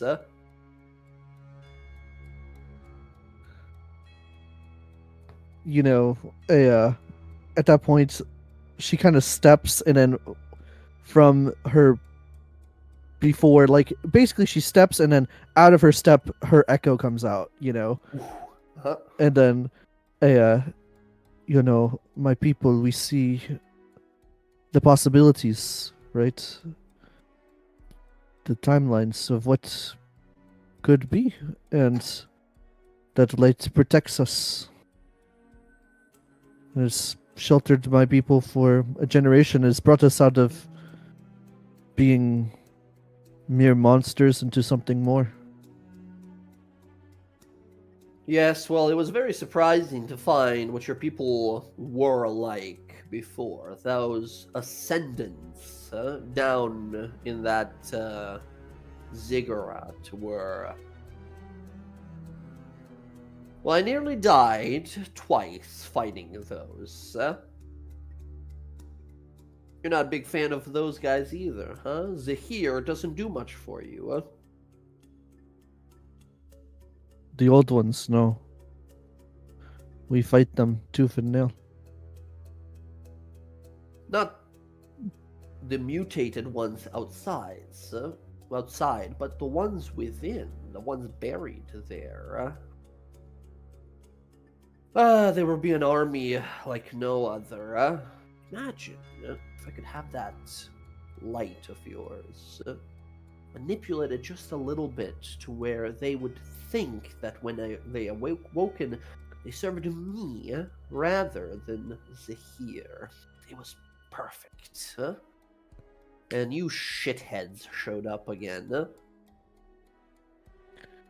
Huh?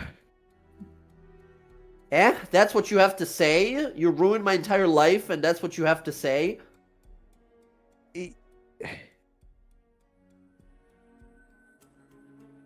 It's just a shame. I just see that you pursue things for what people told you to do, what your master told you to do, what this whispered one told you to do, you know, and it seems like you never did anything for yourself, or it's just sad. My life is pursuit of power. Power is the one definitive thing that separates strong from the weak. You are strong, and yet you choose to mingle with the sheep, with the weak, with the worms. But one day, and I swear you this, one day you're gonna stand so high up on that mountain that they will all look like ants to you, wanting to feel like you're one of them or not. That is the path of the strong. It's also the path of the strong to protect those that can't protect themselves. I think in that moment, you feel a little bit like a spark in your chest when that sort of happens. And Bryn, you in the other room feel something, like feel a little bit of like thunder above, as you're like someone's doing some chord shit somewhere, like something's going on, right? As you sort of look around, and for whatever reason, in that moment, Who's that Bella, there is a sort Pokemon? of feeling of that great purpose to use strength for something rather than just power and strength alone, right? To protect those who cannot be protected. And I think, I don't know, it's because you've spent so much time with Bryn and learned about her and her sort of connection to the storm and such, but something about that feels electric. She just sort of squints at you, says, the name was given for a reason. The weak are that, because they don't have what it takes to stand up and fight.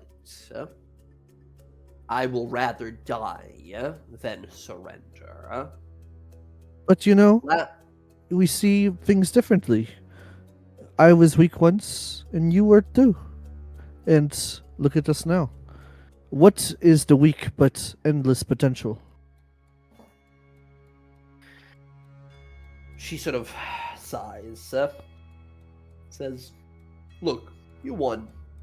You did. You won. You beat me. You get the bragging rights. You get to send me off to jail or kill me or torture me or whatever the fuck you want to do. So, if there's a point to this noble speech of yours, better get it out now while I'm still paying attention. I have no speech, no nothing. I just had a simple question, and you kept spouting at me, so I was just indulging you. But Sort of growls to herself. you know, I also have friends that will be there at the top with me. You know, I have a love that is also powerful and will continue to be so. Sorry, I think I threw up. Oh, sorry. What were you saying? Oh, yes. It's just, I wish you could open your heart and have the capacity for those things, because life isn't just about power, it's about the things we do along the way and the people we do it with. That is my speech. What's your question, brute? You already answered. It was the thing about the beacon, the Isenda heresy. I wanted to know how you knew about it, because that's the thing that didn't add up. Like, I was told. So I guess one other question that just popped up in my head is this power that you stole from others. Is that something that can be returned? I don't know. Don't you know? Why would you care about that? If you take it, why would your concern ever be returning it? Yeah. Good point. All I know is a page from a book of a most powerful wizard that has ever existed. The wizard Yet. one. Okay, cute.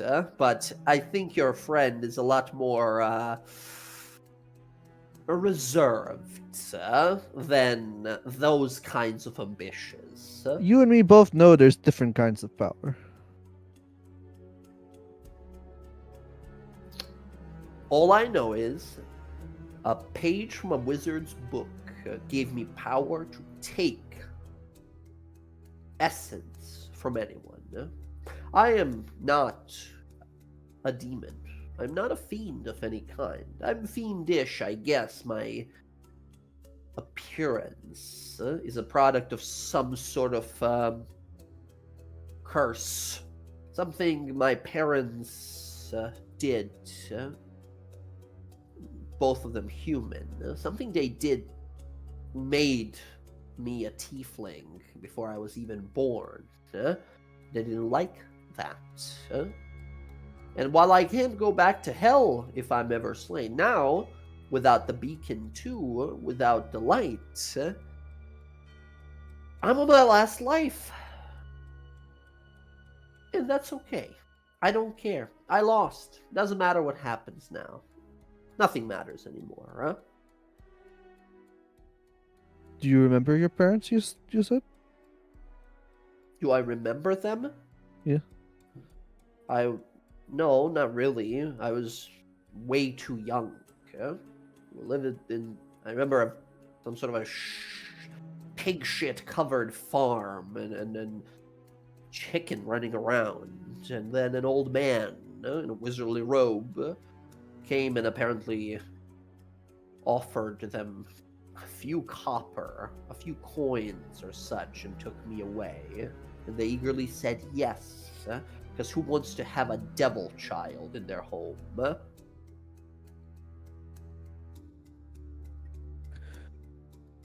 I'm sorry, that's a Don't fucking I don't need your pity. you still have it. I'm lucky that it happened, so I didn't have to suffer mediocrity for the rest of my life. Instead, I became incredible. Incredibly in chains. Sure. I'd love to kill you. I'd do anything if I could right now, but knowing my luck today, I'd just get defeated again. It's okay. Alright, well, I hope I know you won't, but I hope you reflect on yourself and Hope you die. it's going to happen one day, but you won't be around to I see it. hate you. I hate you so much. I hate you so much. This is still shaking her head, thinking to herself. Alright.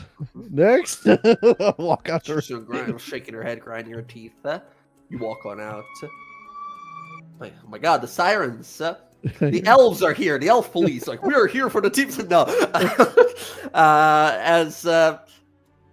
As you guys sort of step on out, is there anyone else who wants to do any conversing with Ash? Once again, she's super standoffish. She doesn't like. She's just like, fucking, I'm done. I'm done with everything I lost. I don't want to fucking talk to anyone. I just want to die.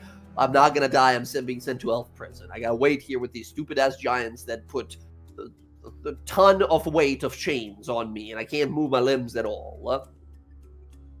Now I'm swimming in the barrel of alcohol. Okay, incredible.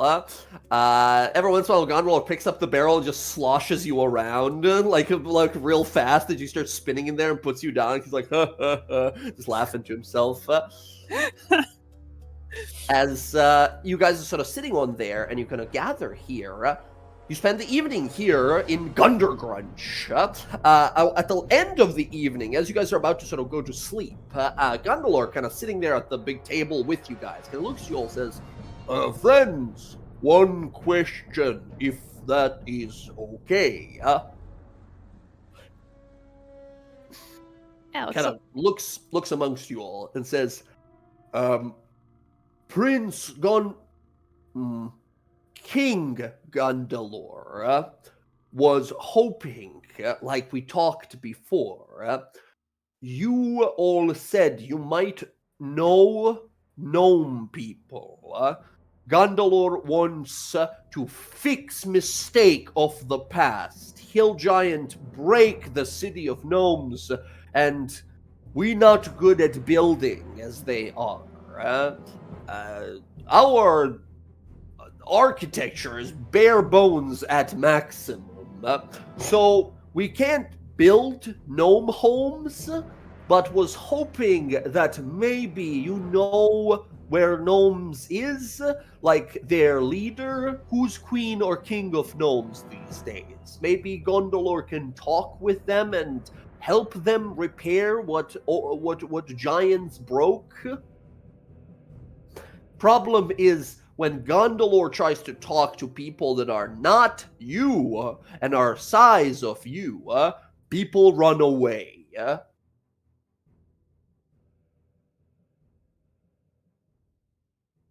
I mean, if you need someone there to probably talk to them, I mean, depends on the timeline.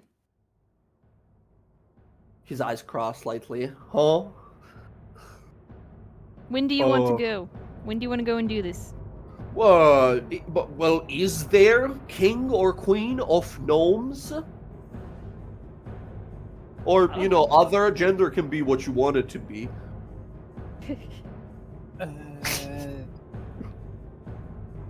You might be able to put like some sort of something out. Like, He picks up his attention. barrel. He picks up the barrel in which you are in to like bring you up to like talk to you. She just kind of like arms up over the sides, like sitting there. Exactly. So you might be able to do a little bit of like talking around the city. Put out a few words or something about gnomes wanted for grand expedition, sort of a thing, right? Get a bunch of them together, and let them know that they're coming out here to sort of have a little bit of a party. Ooh. A party expedition. Huh? Yeah, Okay. something like that. Maybe, but Gondolor doesn't want to trick them to come here. Oh, no, Gondolor you can put like a whole thing on it, a whole explanation about what you want, making amends and, fixing wrongs of the past. Would a pretty lady, little lady in barrel, be willing to write this on paper somewhere? Gondolor not good at writing. I tell you what, I can words it out, and she'll point to like Bryn or Bella, and one of them can write it for me. To be real honest with you, I actually don't know how to write.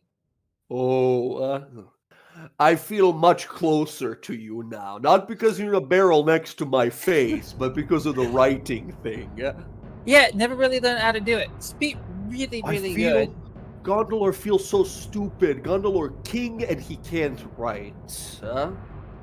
My sister, she could write. She would have been a great queen, but unfortunately we had to drop her from 100 feet up into the basement where her body exploded after you guys fought her. Yeah, that's a terrible thing. That It was okay. Right. Well, maybe one of your friends can help us both learn how to write or read. I mean, I can. I can read well enough. I just, writing's not really my thing. It's atrocious. Like I can sort of do it, but it looks well, it's about as Is it that your handwriting is bad? Like, if you can read, can't you just like replicate what you see? Oh, so right. It's really fucking shit. You ever seen like a doctor write their name? Like, imagine that, but like 10 times worse. Okay. So it's like sort of pseudo-infernal script that you write down. Okay. Yeah, but like no one can understand it. I can't even understand it. There was one time I wrote something down, and my mom was like, "What was it you wrote?" Yeah, and I looked at it, and I'm like, I don't know. Just so you know, Jess, if Yara ever casts Glyph of Warning, I'm just gonna have it not work because you have no idea what you scribbled down. as he just sort of nods, like, okay, all right, maybe learn reading sometime. But Gondolor just want Gnome to probably not come back. Gnome afraid of ogres. Hill giant. But feel bad, want to give them their home back, but home broken now. Yeah. Can't fix everything, and it makes Gondolor a little sad. Well, what if you your people start fixing it? Fixing? He's underground, too small for giant to get in. Let's start digging it up. Sort of dam off the lake. You're very big, and you start excavating it, make it livable, and then invite them back. Try that one again. Dig a really big fucking hole. That we can. We're really good at digging holes. One time, I dug straight down for like a day, and I couldn't get out. See, there you go. Now imagine a bunch of you digging straight down for a day in the right area. You have that whole town excavated in no time. I've heard someone say if you dig straight down, you end up in shattered teeth. Maybe. I've heard if you dig straight down, you might end up in a place called Wildmount. Who's that For Pokemon? reference, I don't know what Wildmount or Shattered Teeth is. I just heard people say that. Anyway, that's my TED Talk. No, he doesn't say. He says anyway. That's something Gondolor want to do. So, yeah, if you see Gnome, you tell them we will dig a big hole for them. She sort of puts you down in your drink. Says, seriously though, you might want to actually wash yourself after that. It's so sticky and mostly acidic. So just unless you're into that. So. I cleaned myself off after this. I'm just and she kind of dunks her head under, and you see a little whirlpool form from her drinking, and she pops back up. Just getting my fill. You're pretty big for a small person. Must take a lot to get your fill. Yeah, tasted that bit. Sort of looks around at everyone and says, well, thank you all. Want to ask, the dragon we saw was close to our territory. Gondolor was going to send a few giants to go find out what that is happening, what is happened. But wanted to see if you all are, maybe you know this small person. They're a small person like you, but they have horns. Points over to Casimir. How long ago was it? Last night, after you all leave. It was far away. It was sort of far away. We remember just sort of pointing at it. Some of the work people saw it and pointed at it. And it was a few, miles away or something. We just saw a white scale dragon flying through the evening sky, and then the person on back had swords that were on fire. Did the Minotaur, did Archon's friend have flaming swords? Yeah, he did. Well, again, you guys have never fought that guy. You briefly fought him once. Well, you started to. He got polymorphed into a sheep instantly. Never got to find out what he does. Next time you fought him at the meteor landing location, right? You guys briefly fought him, went back in time, came back, started a fight with him. The fight instantly dissolved because they like both sides quickly try to like retreat, right? So you guys don't really know exactly what it does, but in the second fight, yeah, you can see him like sort of strike his swords together and they begin to burn with fire. Just wanted to ask if you guys know them, but Gondola probably sent some giants to go see what they're doing. It was kind of close. Dragons and giants don't get along. I mean, I guess you guys want to. I don't fucking want to go see him. What? Go see the dragon? I mean, we know who's riding it, right? Yeah, but I thought we were gonna let that sort of all kind of sort itself out. Yeah, Yeah. but Gondola sounds kind of scared, so I don't know. I'm fucking scared, man. It's a dragon. Should be scared. Yeah, but you'll be fine. You'll all be sort of fine. When we fought the Minotaur dude, we get a name. Yes, you did. You heard him. He's like apparently like Archon's like he's got two guys, right, who are his like left and right hand man. His right hand man is Cruel, the deaf cleric turtle, right, the fucking black shell turtle man. And then the other guy you guys heard reference as Torrogar. Torrogar Steelfist is the name of the other guy. Yeah. Just a big old barbarian, super fucking strong barbarian, man. All right. Casper's gonna try something. When we get some time, like 10 minutes, he's gonna cast a ritual Okay. and ask Bahamut, what is Torgar up to in this area? In the 7 days, you learn, you cast your divination spell, you connect, you feel a vast wind to blow past you as you find yourself on top of a mountain. Snow covers this space, and you see an outline in the sky of a serpent. A dragon in the sky, but it's sort of like a Chinese mythology dragon, so it's like super long, right? It like continues through the clouds almost like infinitely.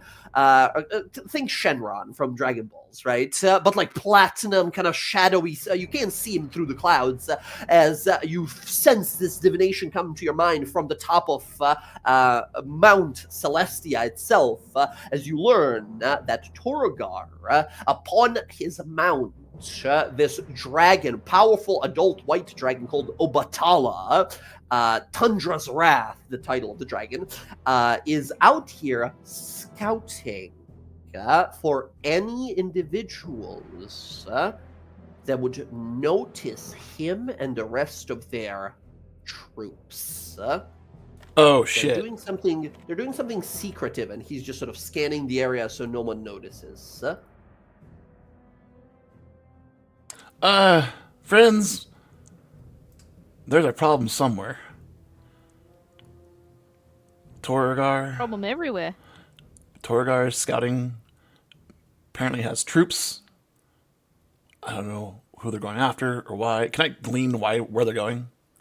They're probably trying to get Ioun stones. That's what they were up there doing. You, generally based on the directions given to you by Gondolor here, you think the area is like there-ish. This area on the map just looks like a big, kind of like a crater, right? You're like, what is out there? It's just this area that seems to have been sort of kind of concaved downwards. A bunch of these, like, there's no rivers out here. None of them like emerge there, but it's sort of like just like a mountainous area with like a big old canyon that dips right underneath it. It's sort of right under Terra. Terra is the place where the Earth Ashari live. You guys met a person from there. I don't know if you guys remember Chalk. no. Oh, we're supposed to go back to them. He wanted the sky sail. But yeah, no, not like close to there, but what he said, like they spotted the dragon some far distance, so like further over there somewhere. He tells you like we can send some giant. Few days it takes them to go see what's up.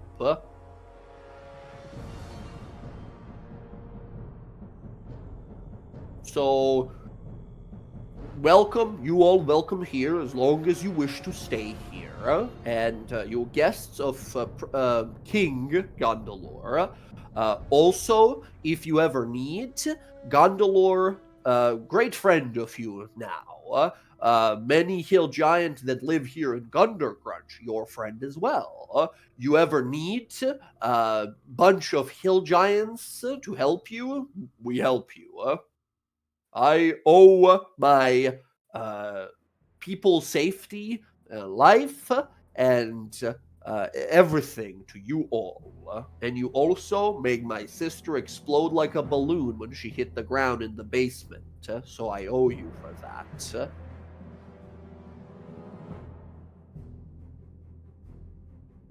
What's the And he will plan, just friends? sort of like, he will leave you guys to like figure out like what should be our next step here. We have a few avenues, right? We can go explore like what is DawnGuard doing in this area here. We can go look for Sky, find out what has happened to Skylith. We can, other than that, I mean, we can wait here for the elves to arrive to pick up Ash to ensure she doesn't like escape or something suspicious happens, right? She seems to have pretty kind of like given up. In fact, I'll say, who here is proficient in insight? Bella is. I think I Okay. am. Okay. That's what's I'd like guys. all of you guys who are proficient in insight to give me an insight roll observing Ash's behavior over the Ooh. last like day. Yeah. Quill. You guys suck. Never mind. You guys are unable to determine what is up here. You know that she's like distressed now and sort of depressed at the loss of her sort of position and plot, like being the leader of this whole thing. You don't know what she might do, right? You're unable to read. Oh shit! Never mind. I didn't see Casimir there. I was gonna ask, really. Sorry, I didn't see that one. It came up last there. 24 is incredible here.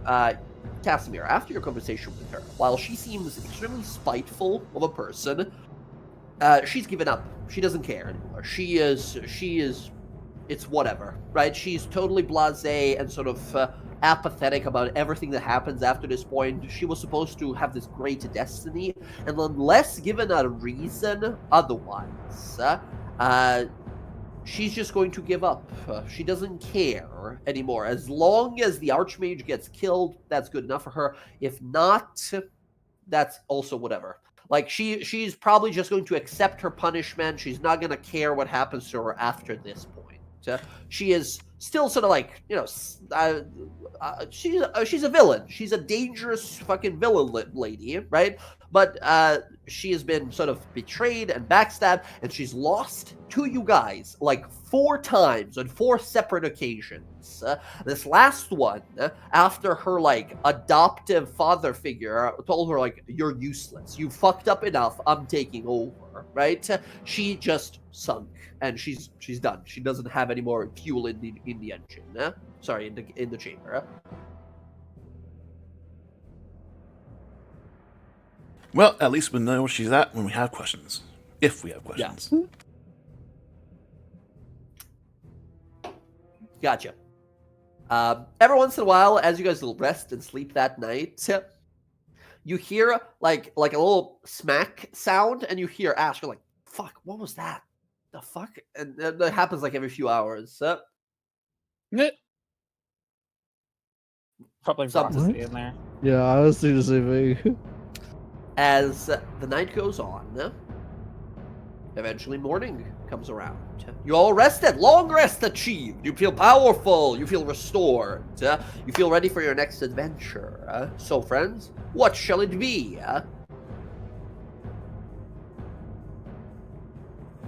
What To make it sort of simpler for you guys, if you want to do something, Casimir, you have your spells now. You can do your sendings and your divinations and your legend lores and whatever you feel like doing.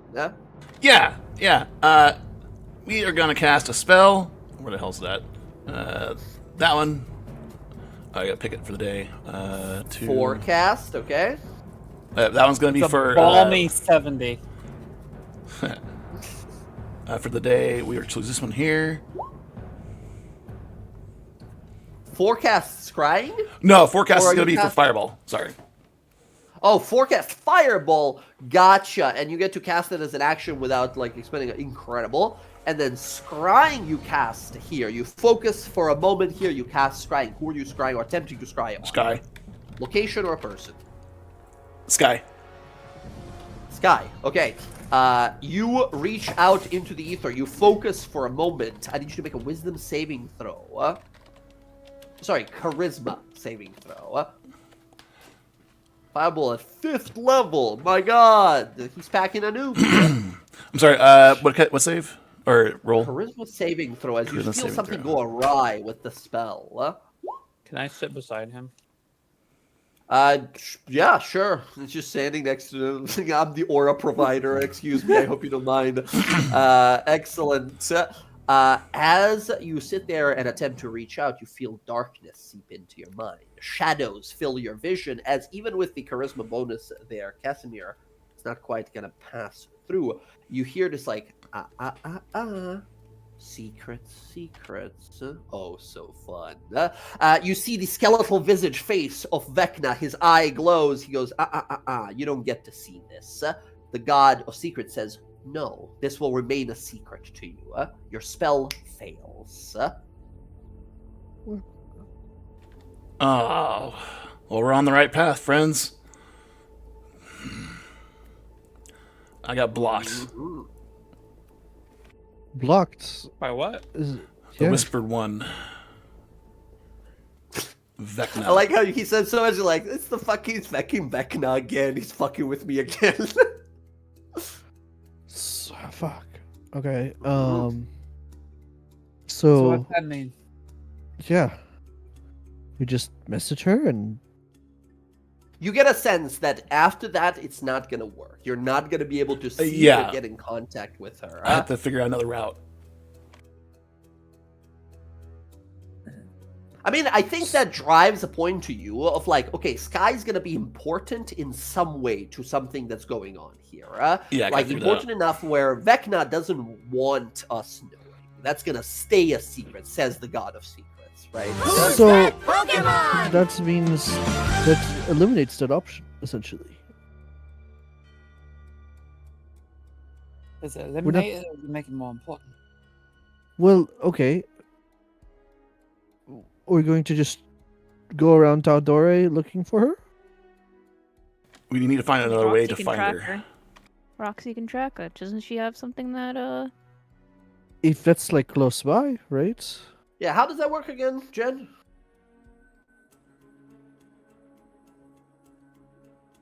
Jen, you there? Yeah, sorry, my son asked me for pajamas. Yeah, all good, all good. you say? We're thinking, how does your tracking spell work? Because scrying did not work here, and we were thinking about what else could work for Sky, for finding Sky, yeah? Well, you have the for bloodhound, right? the hunter's endurance, it shows me if I will see which direction she's in. You call the land and describe the name of a creature familiar. If you aren't familiar, whatever, you must find a fingernail. Yeah, if you're familiar, it just works. Until the spell, you have advantage on all perception with the check and track the target, and you must actively pursue the target. In addition, you don't suffer. So here's the thing. This spell doesn't just magically... This is not locate person. It doesn't just tell you that person is over there, right? It allows you that if this person... This is like a survival and perception-based thing. So you being here, it won't do anything because... Sky was never here, right? You won't be able to track her from here.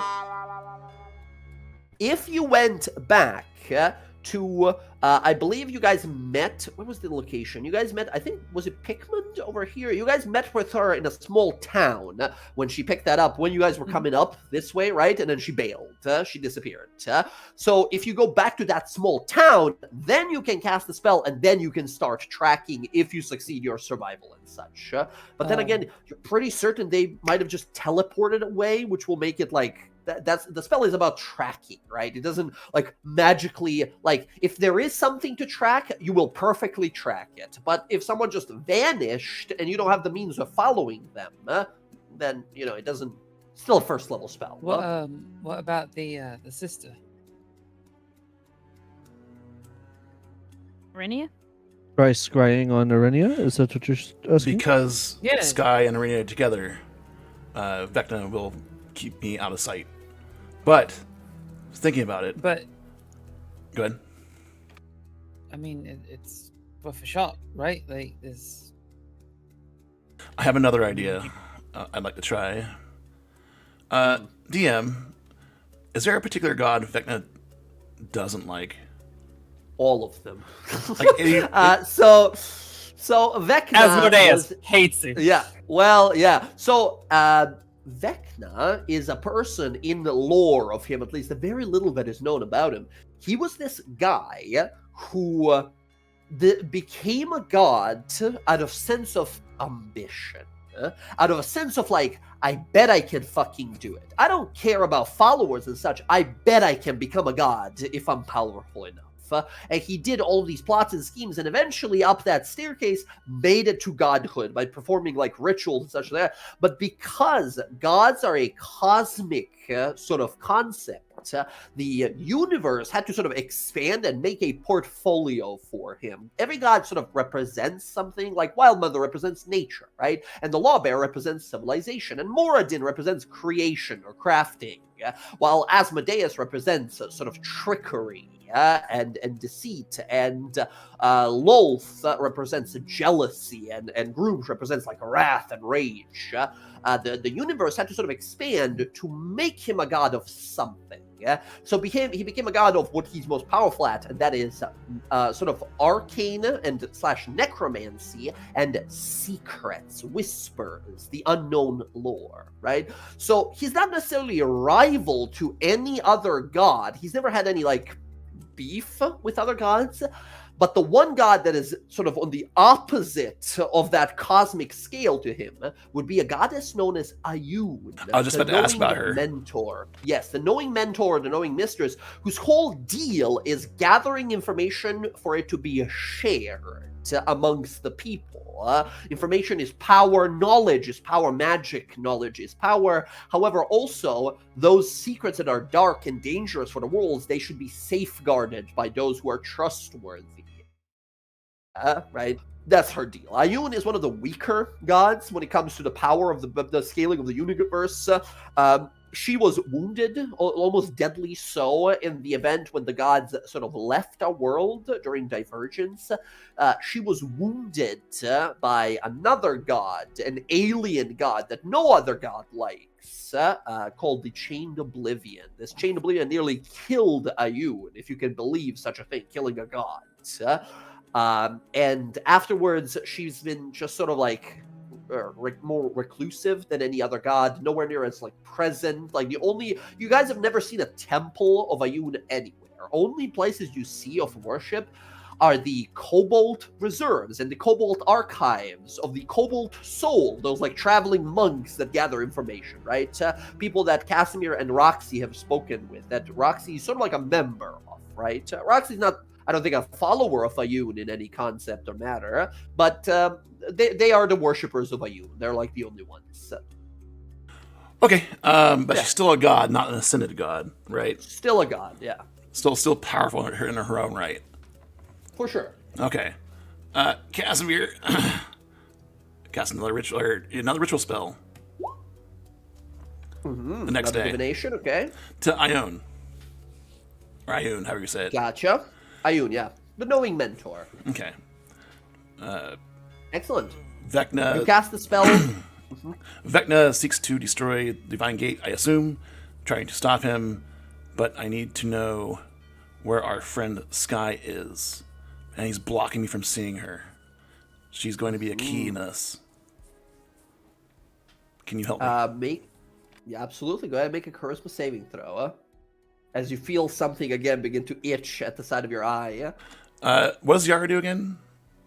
Her aura? I give a +5. +5 to your bonus. Is Yara? I'm not hiding this from anybody, so.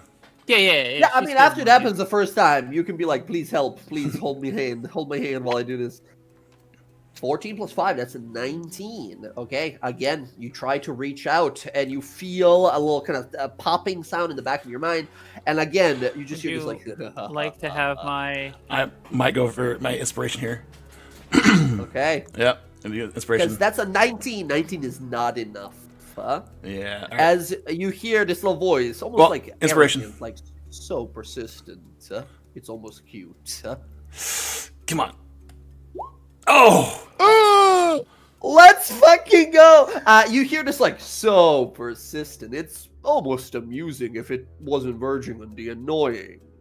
Now let's hurry on. And then he gets sort of dispelled as this wave of light, as he just sort of like gets faded from your like mind's eye here, and you Little see wave. instead a vast. He like and disappears off to the side. Fuck you. He disappears as you see a vast library instead. Sagely smell of old tomes. You see candlelight burning nearby. Stacks of book as tall as mountains around you. And you see there at the center of them, surrounded by piles of books, writing in a small personal tome, is a old woman. This kind-looking old woman, little glasses on her, sort of resting on the bridge of her nose, graying, kind of brown hair tied back in a little ponytail. She's got a little kind of shoulder shawl over a little nice kind of like shirt jacket that she has. And Sorry. she sort of you hear whale flying by. No, but she sort of kind of looks to you and says, while she's writing down in her book, he says, "Not many have the mind and fortitude to push past the whispered one. Very impressive, young Casimir, if that's what you wish to be called." Indeed. My lady? How do I address a god? Just call me a you. Yes, I am. Your answer is more complicated than you wish to know, child. Your friend is lost to you. Her mind is all but gone, verging on a brink. She is away. She is seeking dangerous means now. The same thing you seek to stop. The whispered one now whispers into her ear as well. The dangers of those pages. The power of them. Too powerful of a treat for her to deny. Her power is nearly her own again. She will find you soon. And she cannot be found. I'm sorry for the vagueness of it, but the one that travels with her has cast magic on her that hides her from all divinations. I can tell you that you will see her again soon. Soon when you find the next piece of that 4-piece puzzle you're working with. But until then, you'll have to rely on your non-magical senses to find her. Casimir sighs. Thank you for your time, my own. Can you tell me, should I be going for the Crucible or Beacon to find her? You will find your friend with the one that bears the beacon, and that one has set its sights on the Crucible. The Crucible that they have lost to its original owner.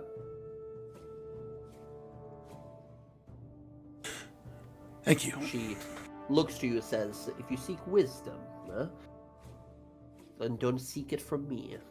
Your friends, your family, you are surrounded by them and their wisdom. Rely on them, not us, the gods." Yeah, I kind of just wanted to show Vecna that I'm perhaps smarter than he thinks I am. Anyways, thank you for your time. Certainly. You're welcome to my libraries, should you ever wish to peruse. What? Thank you. I will take you up on that. She smiles and says, "Best of luck, Casimir." And as she turns the page, all the books around you begin to sort of move and shift, and by the time they sort of shift, a passageway opens and you sort of step out of it and your eyes open back in Gundergrunch, surrounded by your friends. Mechanically speaking, you realize that either a spell or an item is on Sky's person that prevents all matter of divination. And I think it brings sort of peace of mind to Ayun, knowing that mortals are still beyond even God's magic, right? That's the vibe you got from her, like, I'm actually happy that I can't see where she is. Knowing that, like, mortals can still keep themselves as private or secret as they want, even from us, the gods. Meaning, the only person who can know where she is now is the God of Secrets, the guy who doesn't care about spells, he doesn't care about privacy. He goes right through your VPN, right? He does not care. He knows your location at all times. It's Vecna, right? Okay. That was interesting. Yara, thank you for your help. Ooh. Ayun could not find her either. She's blocked by Vecna. We will have to rely on our senses, your guys' skills, because I don't have them. To find Did you say anything else? They are heading towards the Crucible together. And Renia still has the beacon, so if we head towards the Crucible, which we know that Torgar So might be they- part of a key of, But they don't have the Crucible themselves. No, they're going to Archon go has get it, Crucible. and we will run into them when we meet up with the Crucible. So- good then. Right? So, we go fight a, what's his name? Durgar? Torgar. Yeah. Torgar? The cow guy, yeah, the one that turned into a cow. Very racist, once again. I thought it was funny. You know, Bella, can I see your helm? Yes. Here's the helm that we keep forgetting to put spells into. And Casimir's going to put sending into it. You should contact your cat friend. Oh, that's a great idea. What level is sending? 3. Perfect. Okay, that's like I think the max I'm trying Up to find. 4, it. I think. I think it's up 4 or to 5. 3. Is Yeah, really? one of those. Let me find it. Magic items, guys. We have a lot of fucking magic items. It's been a Okay, long first campaign, through right? fourth. We've had First so through much. fourth. First through First through fourth. fourth, If yeah, it's that's good enough. fifth, it immediately gets expended. Your brain hurts if you try. Yeah, higher level. exactly. So, Fancy and helm. yeah. Yeah, we got to make sure to like cast stuff into that. All right, I You're will. gonna Yeah, use this cast... thing, by the way. There was like optional thing. I didn't know if you would think of it, but when you guys were fighting constructs and stuff, I thought at some point you might think to be like, "Hello, fellow constructs, it's me, a robot person," but it never came to happen. Wait, what? Because because this is I a have a robot. helmet? This is a robot helmet, right? It's a helmet taken off of like a golem, basically, that you're wearing. That its eyes like glow. So there was Oh. like a slight chance you use it to like disguise yourself, but it never happened. So I was like, whatever. Bella's not that smart to figure. I that think of out. way too much stuff when I plan for stuff. But yeah, no. That's hilarious. You put the helmet on and you can cast sending. Yeah, I'll cast sending to Okay. Kai, right? Kai. Yeah. Yes. What do you say? Hi Kai, it's your friend Bella. Snake person? How many words do I have? 25, right? Yeah. That Okay. was some of your words. 7 words. Yeah, I'm counting.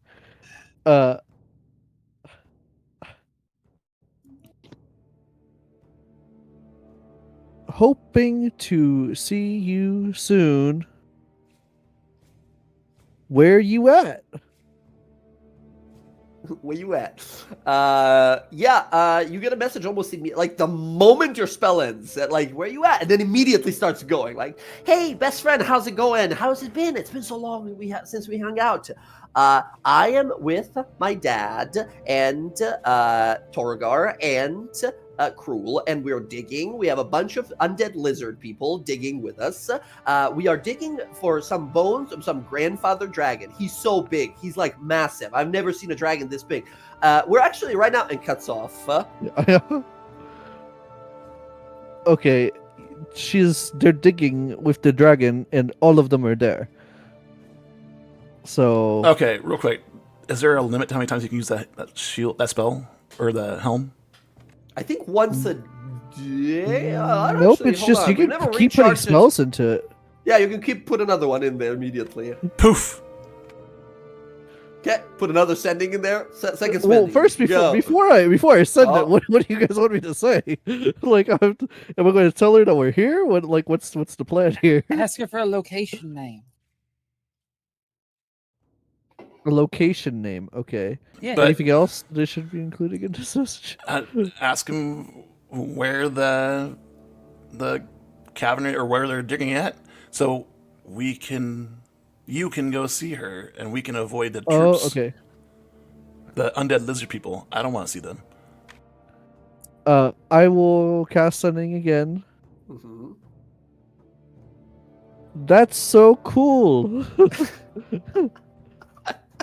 Uh-huh. Where? Sorry, not where. What is the name of your location? So I can meet you there. I think I have a little bit more. Would like to avoid army. Yeah. Immediately, message back comes. I mean, we're in this mountain place. There was a place nearby. Some fire people live there. Dad said they all had to die because of some holy reasons. I wasn't paying attention. I was eating an ice cream at the time. It was a delicious ice cream. Message cuts off. Some fire people. They butchered a bunch of fire people nearby. Hey, Where would Gondor, fire do you people know where be? fire people is? Yeah, You're like Gondor. you're like fire people. We're up in the mountains. What do you mean fire Yeah, yeah. people? You see Gondolor. Are you guys around him for like him to Yeah, listen yeah, to this, or yeah. he sort of looks over and says something in giant over to another guy, and the other guy like nods and says something. Gondolor looks back, says, "No fire people, but there is a small group that live, mostly elves and human." They are using magic, Ashari. They a small group that live close to the big military place of the humans from south. And he points to the map to a location called the Burning Outpost. He says, small place.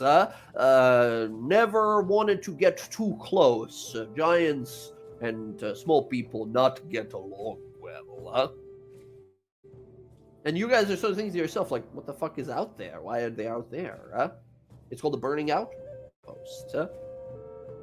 Apparently she's eating an ice cream.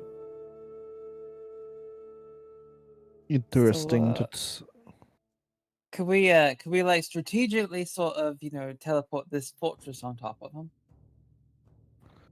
Well, how far away is this outpost? It's 140 miles. It would take you 10 15 days.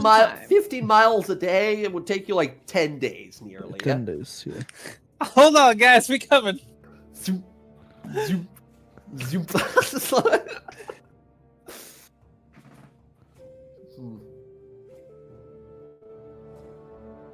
I mean, you have some info. They're doing something out there. You don't know what, though. Here's a question. Do any of you guys have means of either summoning flying mounts of any kind or beasts of flying kind that can transport you? Traveling through mountains is dangerous and slow. There's all kinds of things and fights you're going to be getting into if you're just wanting to travel.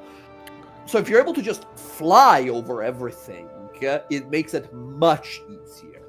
Well, I do have proficiency with land vehicles, so... That is the thing that does not help here at all. I've got this planar traveler boom. Right? Which, it's not as precise as you want it to be. You can't just be, I disappear here and tomorrow I appear over there. You have to be somewhat familiar with the place you're going to. Otherwise, you're just sort of guessing as the basis of the spell. Are we?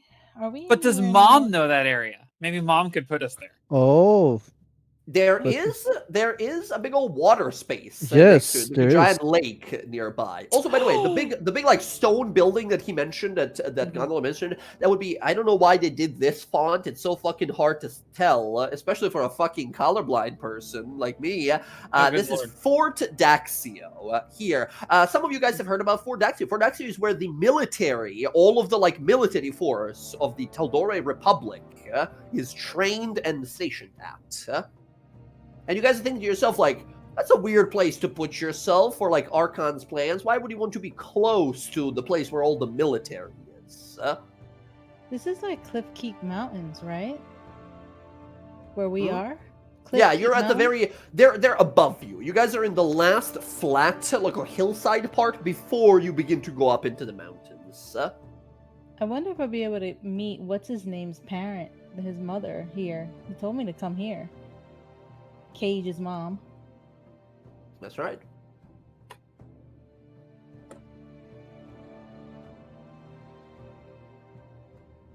There's something high else up we can is do here it? too. It's a big mountain. It's a pretty big mountain. But, you know, if she is as he was, that's a very easy way to travel through these mountains. Okay. Good, What about the Cliffkeep Mountains? I know someone who lives there. They could fly.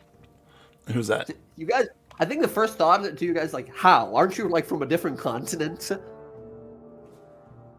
They have the capability of flying, you know, just like birds and other animals. We You could. say they can fly. Can they carry all of us, or is it sort of like they can fly? Well, I'm sure they'd be able to carry some of us. It's a couple of them, I think. Could you just not be cryptic about it? What do you mean? I just saw you. They can carry us and they can fly. What the fucking cryptic about it? I feel like there's something there you're just not saying. Do you want to fucking fly or not? You want to fly? Yes or no? I mean, I could fly off my sky sail, but like not that long. Okay, queen of the ocean. Now you can also fucking fly, and you have your fucking house with your damn robot. Great for you. What about the rest of us? No, What I do know. you I'm think? saying Minor technicality. Queen of the sea, not the ocean. Minor technicality. I can see if Arethusa can get us over there. Arethusa would be the quickest way for all of us. I think we should explore that option. Of course Oh, you shoot, would. you're fucking biased. But if we did go to the Cliffkeep Mountains, I could take care of a personal thing. But I can do that later. Is it important? What's your personal thing? No, I'm from the Cliffkeep Mountains. That's where his tower was. If we can go there, I might be able to go back in the past far enough to see who my parents were and if I'm related to Ash. Like I said, personal matter.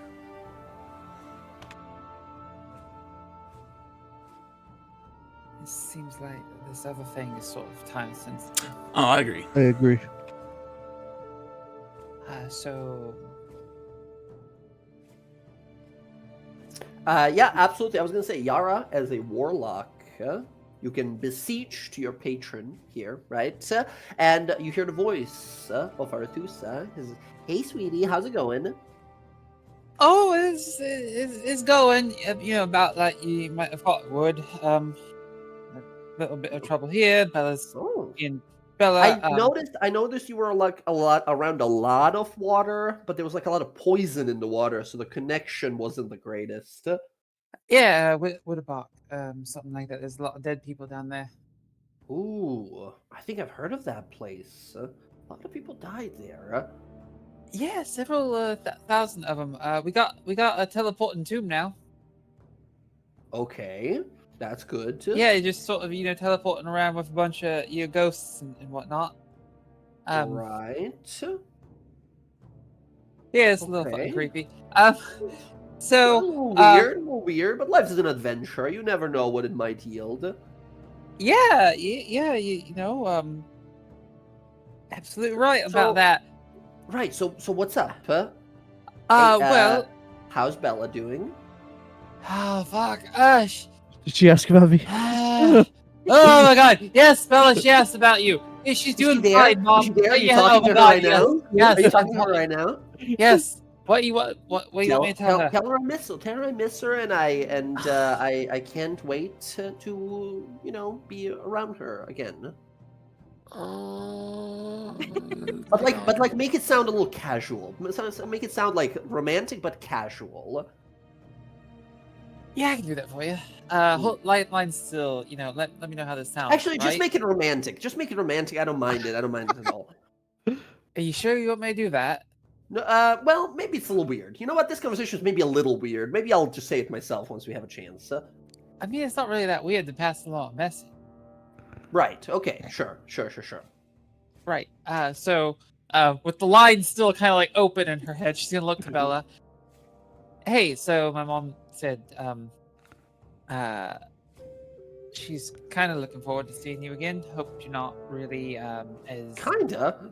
clingy as you were last time, but she's looking forward to it.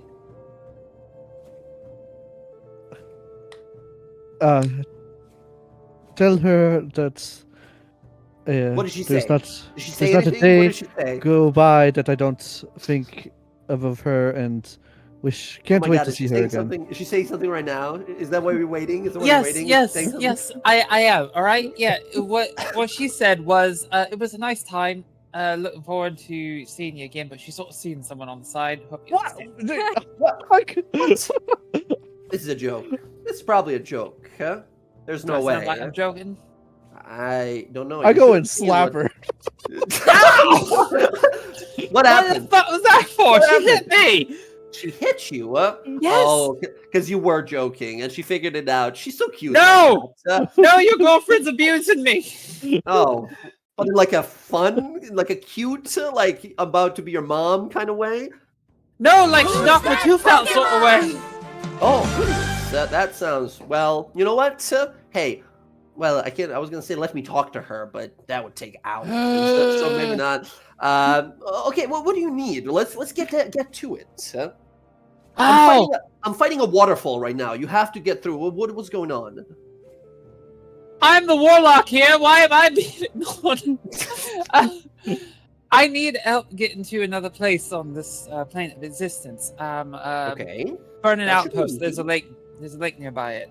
We need your help getting there. Burning outpost.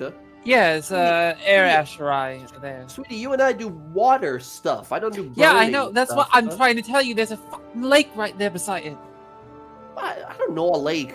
I don't know every lake in every reality, in every realm, but I mean, I can. If you try- help us, Bella will be there to give you, a kiss or something. Okay, now we're talking. I think I can. I can try to use you as a conduit to use my magic through you, but it's not 100% that it's gonna work. I can give it my best shot. I've never been there, so I can give it my best shot. Sure, I don't mind that. That sounds interesting. Go ahead. Okay, Could- real conduit fast. me. Real fast. Go find a lake or an ocean. Could Casimir infuse Yara with something to help? Absolutely. Yeah. Is the poison lake okay? Because that's nearby. That sounds horrible. Is that literally the only option? That is there's sort of it's like right outside. I know it sucks. I can sort of It's not gonna make it easier, but I can try. Okay. Well- You guys walk out to the lake that you guys sort of split. Hold and on, went into. what if Oh, sorry. What if I take Bella with me? She's sort of resistant to it. Bella is super cute and so hot, but she's not actually going to be able to Sorry, I threw up in my mouth. She's not going to be able to magically influence this stuff, right? She's not sort of like a mage. Like, the best way to do this would be with a sorcerer, someone who's born with magic and can just sort of let magic flow through them, right? I don't think your friends have that. Bryn sort of does. Okay. We can try that. That's the lightning friend, right? Yeah. Okay, we can try that. Lightning and water, though, I gotta say, historically, terrible match. Yeah, I know it's a fucking terrible idea, right? But so is letting you fucking conduit through me. But here we are. I'll be careful. I'm not gonna like give you too much power. It's not gonna. You're not gonna be in pain or anything. I love you. I'm gonna make sure you're okay. Oh, I love I you also too. love Bella. Do tell her that I love her as well. I ain't telling her that. Okay. Okay. All right. Whenever you're ready. Whenever you're ready, let me know, and I'll try to do some magic. Okay. Catch you later, sweetie. And she disappears. All right, Bryn. What's up? You and I are gonna do a sort of like experiment, right? I need your innate sort of magic you were born with. We're gonna go out there into that shitty water. We're gonna hold hands, and Mom's gonna use me as a fucking conduit, and we're gonna teleport.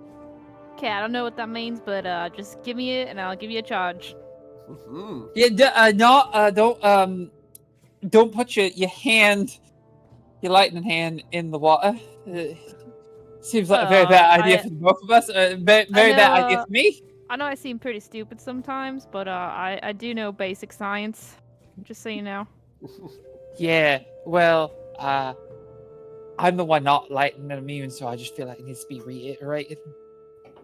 You recall back to her standing inside of the chest of the giant robot, getting zapped from both sides, and just sort of like walking, not caring about Yeah. it. It's lightning. Okay, you guys head out to the lake. Gondor and some giants are just sort of standing nearby, ready to help you if needed. Guardian of Civilization, the spell for Casimir here. Casimir, which one are you doing? Imagine the Scholar one. Yeah, Scholar. Would be my default. Gotcha. The 15-foot help. Advantage on all of these wisdom saves on intelligence attacks, or you can help action as a bonus action, all of this fantastic stuff. Okay, excellent. You guys gather in the water. You begin to focus here. The water being poisonous makes this a bit of a more difficult time.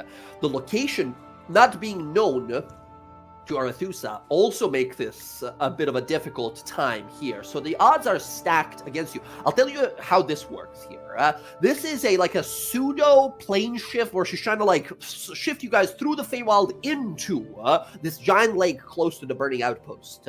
She doesn't know the place. So the DC for this, you're rolling a D100, and the DC would be starting at 50. Right?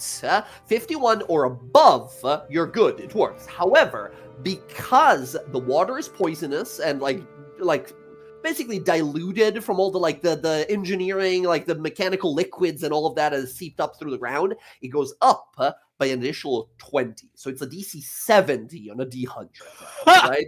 Oh my god. Then, because she doesn't know, she hasn't been there before, that's an additional DC 10 increase. So you got to roll an 81 or above for this to work.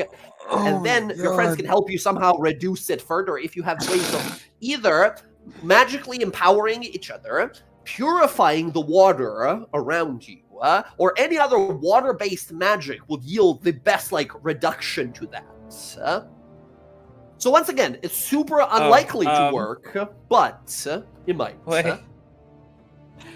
I do have purified food and drink. I think that, I don't know what level that is, but the higher level you cast it at, I'll reduce it by a further amount. You can't upcast it. It's just you can use a higher spell slot. You can totally use a higher spell slot for any spell you have. It just won't have additional effects. Gotcha. Okay, I can. But in this case, I'll definitely reduce slot it on it. Spell 2, okay, gotcha. Second level spell slot, you spend it. I will reduce the DC by 10. We're down to 70 now. Okay. As you clear out the water, the yellowish water here kind of changes color a little. Tidal wave. Okay, how do you use this tidal wave to help here? To help push knock over a bunch of giants. No, push the water away. The poison surface, push all that film stuff aside. Gotcha. You try to sort of shunt it away here. Okay, awesome. I'll reduce it by a further 10. We're at a 60 now. Do we have anything else? Can I try tasting various parts of the lake to see what is the most not poisoned? It's like drinking an oil spill. And you're like, this is terrible in every single part. It's, I don't know. I'm trying to think of a unique. I don't know how else to do. Listen, here's the thing: being like immune to poison, you wouldn't know which part is more poisonous or not. It would just taste different in different parts. At one point, another water troll jumps out and like attacks you. You fucking like sumo slam him into the ground, beat him up, kill him. But other than that, you can't taste water. It's a lake. The water tastes kind of same in all parts. Yeah. Okay. It's good thinking, but not really necessarily mechanically going to help. I don't know what else to do here. So you guys see Bella like, and she goes drinking from the lake into different parts of it. Bella, you are drinking water in nature. Can I have you make a con save to see if you catch a disease of some sort? This is still water in the... Okay, you're fine. You don't catch anything, but you are just straight up drinking water from a river here, right? And it's like a poison river too. Sure. So you're fine. But yeah, fine. All right. Any other additions we're giving to this? You can do one per person, right, to add to this. No, you cannot add guidance. Let's see. King Goddess of the Sea, you got something? All right. Well, yeah, come on, Goddess of the Sea. hold on. I got a lot of spells. Okay, hold on.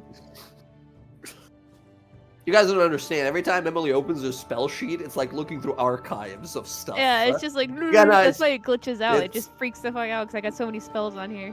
Oh, that reminds me. I gotta ask about the library.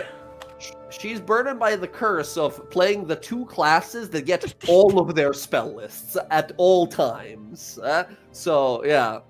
But then again, we blame Emily for this because she chose to do this. Yeah, and it's only the first 2 levels, too, because I've only got cleric stuff now for higher level.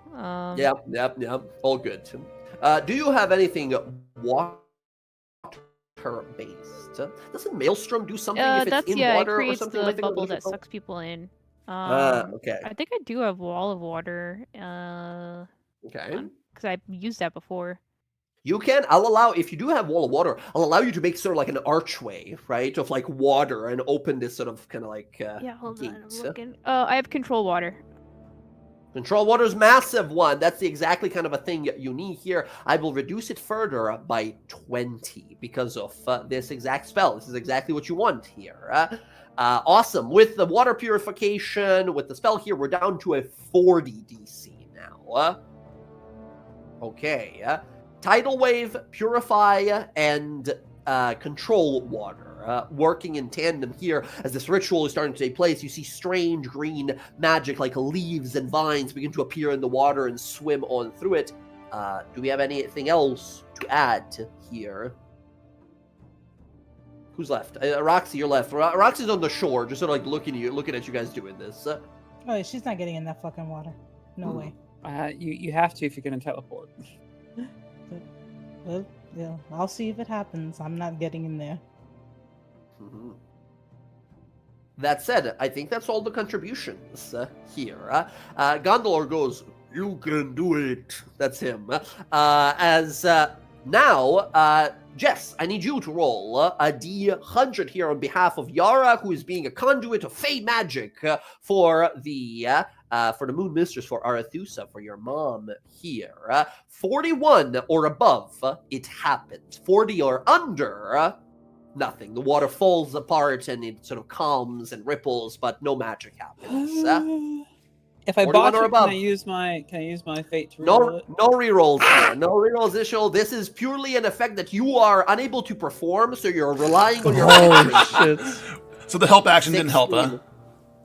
Help action, it's not really a thing. Gotcha. Help action on a D100 doesn't really work or anything. That's for D20s only. Okay, you try your best here to produce this effect, and the water falls. The archway of the water wall from Bryn falls. Your purification effects begins to fade as the water here is too poisoned, and the tidal wave begins to almost kind of animate into an angry water elemental nearby, disrupting your ritual further as this all sort of dissipates.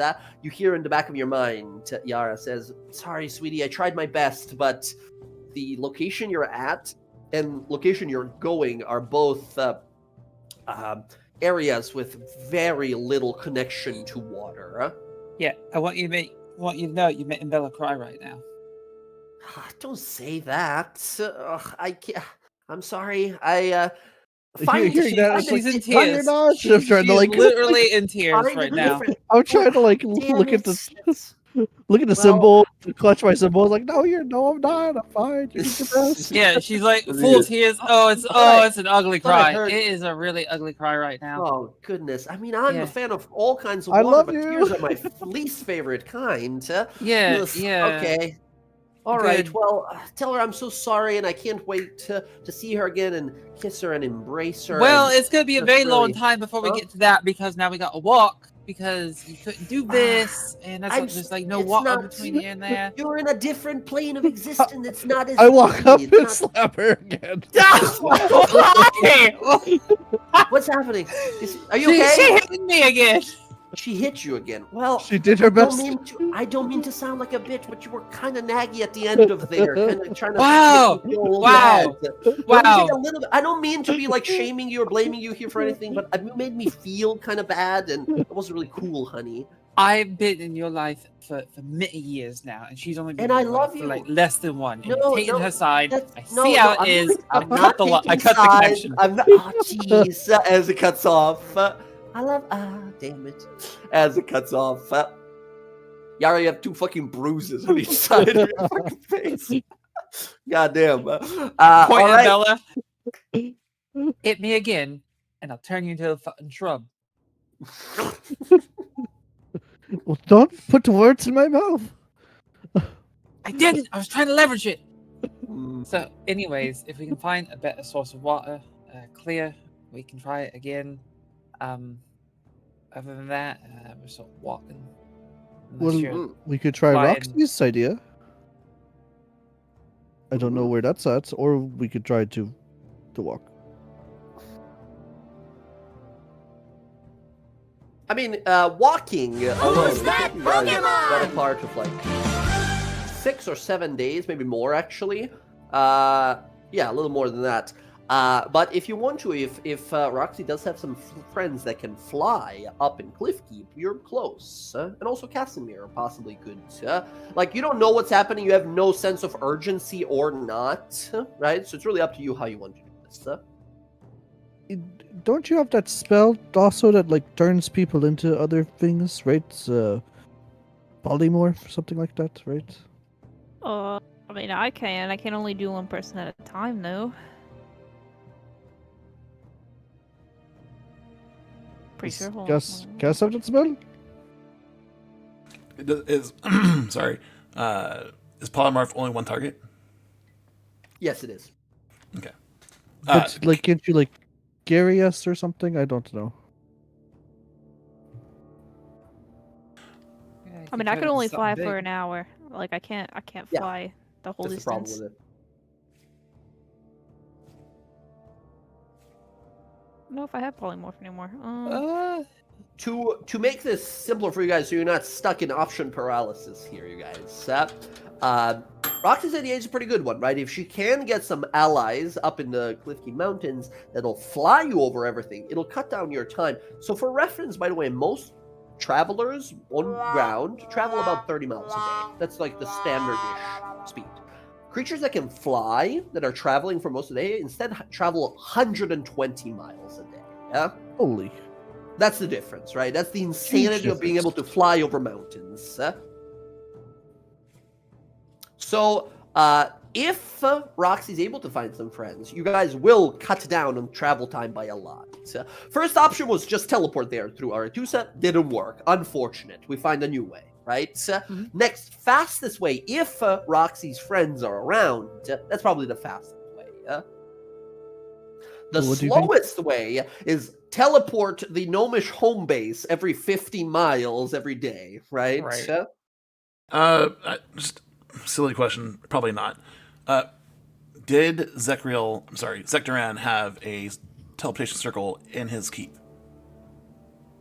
And would Kaz remember it? Yes, I think you would. I think you definitely would. You think that the place is in rubble, it might be damaged, or if you use it, you might show up inside of, like, buried by stone and stuff like that. But that could be a great way to just appear up on Cliffkeep Mountain. So if it's blocked like that, how's that work? Well, Player depending on doesn't know. how buried, yeah, but depending on how buried it is, basically it'd be like teleporting into ground or earth or stone. You might, depending on how bad it is, take a bunch of force damage or be pinned under like rocks and stuff like that, right? So it was on top of a hill, so you didn't imagine it's sunk all the way down into the ground. But like, yeah, you just don't know. You're not certain how damaged it is. Mechanically, you might take force damage if it's fully underground, or you might be like pinned under rubble, and you might need your friends to, like, Not worth it. All good. climb out. Gotcha. Okay, cool. That said, are we going up the mountain then to look for these winged allies? Personally, I like Roxanne's idea. I do too. Gives me a moment to do something Okay. and save time. Yes. Gondolor gives a little wave of the hand. All the giants like gather and wave to you guys as we see you all climbing up into these mountains. The mountains, the Cliffkeep, are very dangerous.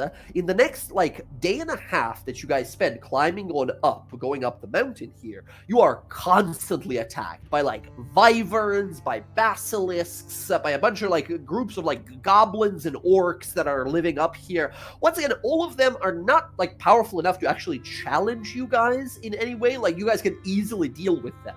But over these 2 days, you fight 6 times. Right? Never a real big challenge, but it's just a lot of fighting to do.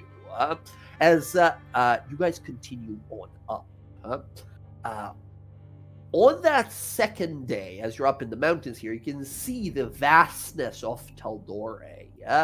You see to the north of you, expanding beyond sight, are frozen tundras. You see the Neverfields, this northernmost part of Taldore. And there, in the far distance, you see a town.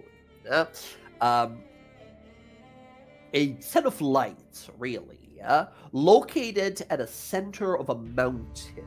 This mountain, even though hundreds of miles away, is odd, to say the least. It almost looked like it was sort of cleft down the middle by some titanic force. This mountain that just sort of was split down the middle.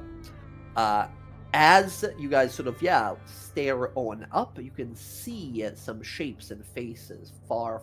Well, not faces, but you see some shapes moving throughout the tundra in the distance. There are still odd few travelers.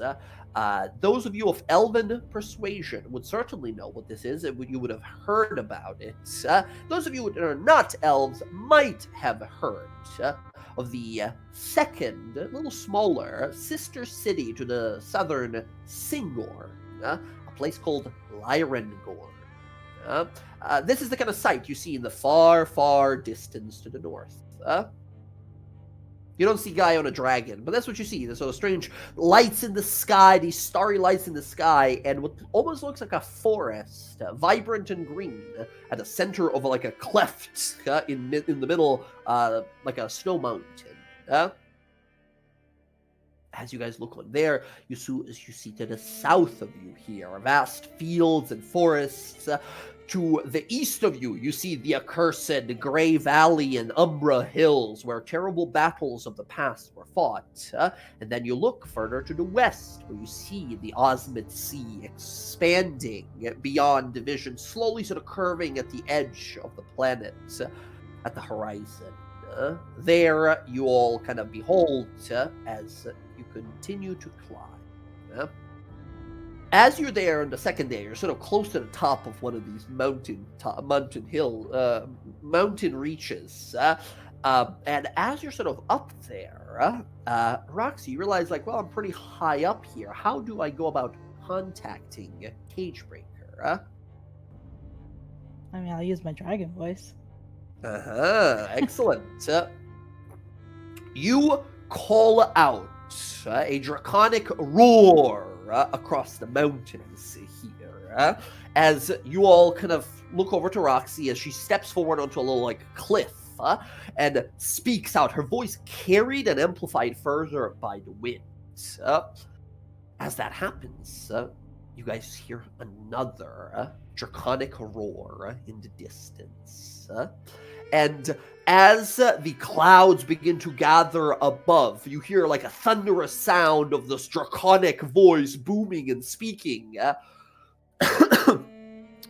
You see a set of wings begins to appear high above in the mountain. Its shadow falls on you, and you immediately feel this sense of danger. As you see the clouds begin to clear, you see eyes crackling with energy, a draconic frame and massive claws. As they get closer, they kind of begin to shrink ever so slowly and shrink until finally the figure actually emerges from the clouds above the mountain, and landing in front of you guys is a what looks to be a bronze or like a brass colored looking dragon wormling, a little dragon size of like a big dog basically, who just sort of lands there in front of you guys and kind of smiles and looks on around and kind of looks to all of you and looks to Roxy and goes, "Hi." Hey, Cage, you found your family back? I did. Hello, you guys must be friends of the nice lady who helped me with my broken wound. Hello. Hello. Hi, I love you all. This is Cage. I helped him. He was. My name is Cage Raker. I'm gonna be an awesome hero who saves people one day. You're a fucking dragon. You're already pretty cool. Thank you. You're super cool as well. I love your hair. Oh, thank you. It never he gets sort of- tangled. Oh, okay. That's awesome. That's cool. I don't have hair. I have frills. But I've been told that that's great for swimming. He's a great swimmer. I watched him. Yeah. Gage, we need some help. I need to Oh. like fly somewhere. You think your mom and like her friends will be able to help us fly? Yes, for sure. I told her that you helped me and I would love to help you back. And she said that if you ever show up, she's going to help you. So if you want to, you can follow me and I'll take you to where my mom and her wife, my other mom, live. Oh, that's great. All right, yeah, let's go. Okay, awesome. Let's go. So what are your guys' names? He's just like walking slowly with you guys. Casimir. Yara. Okay. Bryn, Bryn, cool. I love your arm. thanks, it's pretty awesome. It's awesome. I know. He breathes a little lightning. He's a bronze dragon, so he breathes a little like he's a lightning dragon, right? Like He a fan. breathes a little lightning into your arm a little bit, Whoa. and you watch appearing behind you are like little draconic electric wings that disappear, and says, "Whoa, that's cool." Oh, that is pretty solid. He sort of looks over to Casimir, says, "You are like super magical. I can like feel it from you. You're like a powerful wizard of some kind, aren't you?" I am a wizard. Thank you. Wow. So humble, too. That's kind of a hero I want to be one day. I want to kick ass and destroy evil guys and then be super humble about it, like a cool guy. Yeah? You are super cool. Thank you. Thank you so much. And he sort of looks over to Bella. Hi, I'm Bella.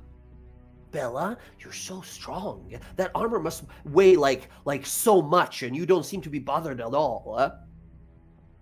You have scales as well. Are you also a dragon? No, I am a Yuan Ti. I have no idea what that is. So I'm more of a snake person.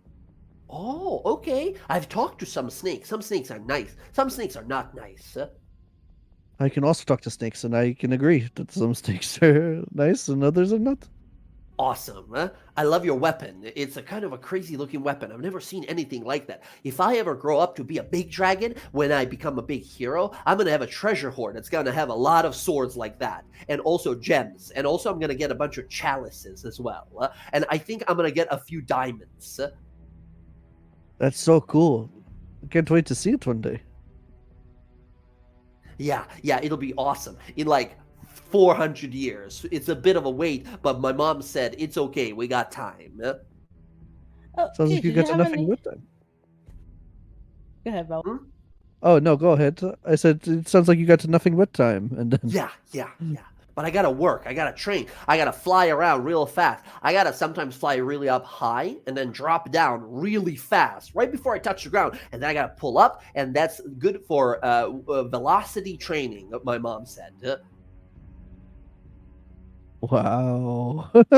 She's super awesome. Looks all right. Roxy, what were you gonna say? You didn't have any trouble, right? Getting there after. I had a little bit of trouble when I was flying over. Flying over, there was a town, and there was a bunch of these like orcs and hobgoblins running around. But then the top of the hill where they were at started exploding, and they were all super distracted. So I just sort of flew by. Yeah. Also, there was a guy, one time I ran into a guy who was just sort of in the clouds. He was like a giant. And he started yelling at me. He just started telling me to call him His Majesty and a prince. And then I tied his shoelaces together and I flew off. I don't think he minded because he flies. He doesn't really walk, but I felt pretty good about it. It's pretty cool. Yeah. What's a giant And name then again? also... you guys met a giant named Prince Haas. That's it, Haas. That's right. Yeah. And he says, and then when I flew over Umbra Hills, there was a ton of demons there. That place sucks. I'm going to make sure when I grow up to fight all the demons that are there. I'm going to get all of them. And if I can't beat them, my mom says that it's always better to start talking to people first, but then if they don't want to talk and still want to be mean, I pick them up, fly up 500 feet, and I drop them until they hit the ground. It's a good advice. Good advice. Okay. Good mom you have. She's awesome. This nice Roxanne here, she saved me before. I don't know if she's ever told you, but she's like one of my heroes. I was caught in a very bad weather, and I thought I was going to die. But my wing was kind of broken, and she helped me. And then I didn't see her for some time. I thought I might see you sometime soon. Who's that was right. I'm so Pokemon? happy now. Told me the Cliff Keep Mountains. I remember. You did remember. That's awesome. When I heard your voice, I know it was you, because you sound like me, but like cooler. Okay, you're the best. I love you too. I mean, yes, you too. As he just sort of happily walks with you. Quip says, Mistress, what is this thing? Do you like it more than you like me? Quip, it's not like that. He was, I had to save him. He was But far you from have his like mom. you have like a close relationship, and he seemed to be getting along really well. We're never gonna be that close, aren't we? That's not true. You're my number 2. Number 2 is like poop. No! That's not what I meant. Yeah.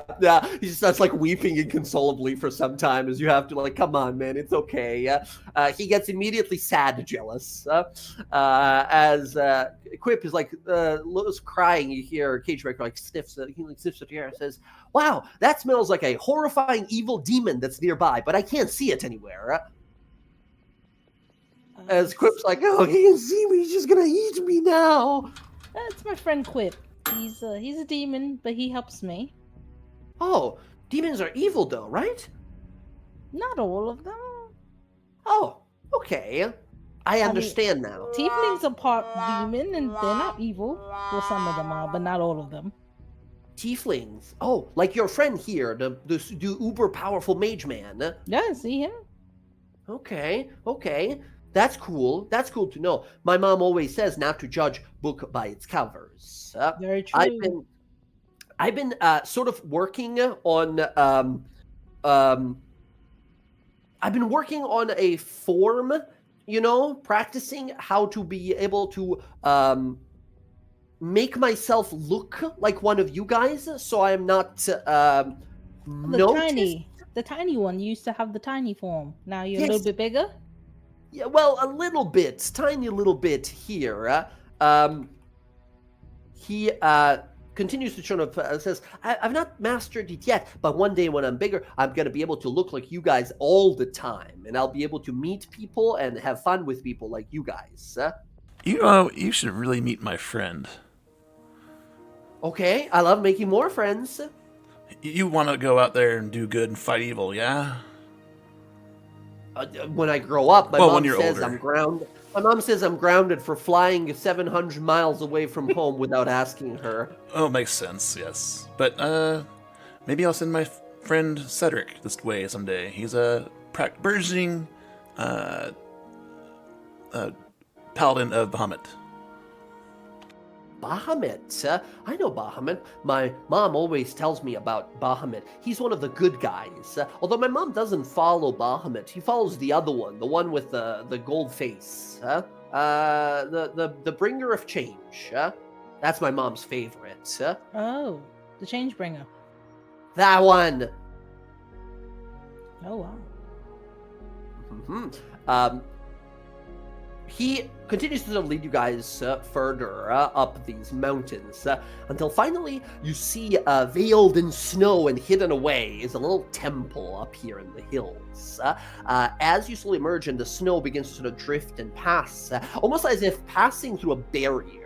You see there is not as much of like a storm and ice up here. Instead, there is a sort of like very much like Japanese architecture, like medieval Japanese architecture inspired, like kind of like dojos and home, like a big temple that's located here at the top of the mountain. And as you emerge, you see kind of stepping onto the side of the ledge, looking down to you all, is another wormling, little green dragon. And you see another black one, and a gold one, and a silver one, and a bunch of these dragon wormlings that just sort of land and are kind of looking out towards all of you here. Before you see some of the larger ones nearby, there's like a young, and when I say young dragon is like size of a large elephant, right? So like a young dragon that steps forward, and you see two others that land nearby, a silver, a bronze, and a brass one that land nearby. And you see a garden nearby, and there's a elven woman in a very much like Singornian-looking outfit, who's watering the plants nearby, who just sort of looks over kind of curiously, and then the door of the temple opens. And you see this elf lady that's like watering here. You see the cage breaker waves over like, "Hi, second mom," and she just like gives a little wave, kind of gives a little polite smile. And you see the door open, and striding out of the little temple here with a confident smile on her face, a little pseudo dragon that leaps off of her shoulder into the rafters nearby, wearing like a suit of big old plate armor with a giant like tower shield on the side, is a little halfling woman with sort of short pixie kind of short like up to like just past her ears hair. She's got a big scar. She's got these like draconic kind of glowing eyes on her, and a big old holy symbol of the change bringer there. She puts her hands on her shoulder and says, "Cagebreaker, what did I tell you? When did you disappear again?" And he like looks a little scared and jumps over and says, "Sorry, Mom, my friend called me and wanted to hang out and came to ask for some help, so I went to see her." And this lady looks over and says, "Oh, is this a friend that has helped you before?" And he like nods, and you guys see this little halfling lady walk up to you all. This is what she looks like. You see this little halfling woman that sort of steps on up to you all. She's got a very elaborate looking like suit of magical armor and a shield, and she's got a little like mace, little hammer on her side there and such, and she's got a bunch of like divine symbols of divine symbols of the Changebringer on her, and she the Changebringer being the goddess of luck and adventure, and being like bravely jumping into the unknown, doing the reckless thing in hopes of it working out well, right? You see this halfling woman sort of stride forward and says, "Hello, greetings to all of you. My name is Nemiria. The Cagebreaker is my sweet little boy, and you must be the one that saved him before." Kind of points over to you there, Roxy. Yeah, I saw him in the ocean And so I saved him. He was being very reckless, which I totally am okay with, but not if he goes too far away from home. And he did, and he just sort of like, kind of looks sad, and kind of like, sorry. And she crossed her arms, says, but that's okay. He's all safe, mostly thanks to you.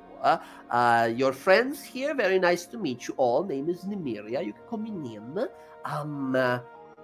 What can I do for you? This is my home. This is where me and my family live. So you guys look around. You see some of these metallic dragons, but with them you see some of these like chromatic, right? Evil dragons as well. They're just kind of sitting and observing at like what's happening.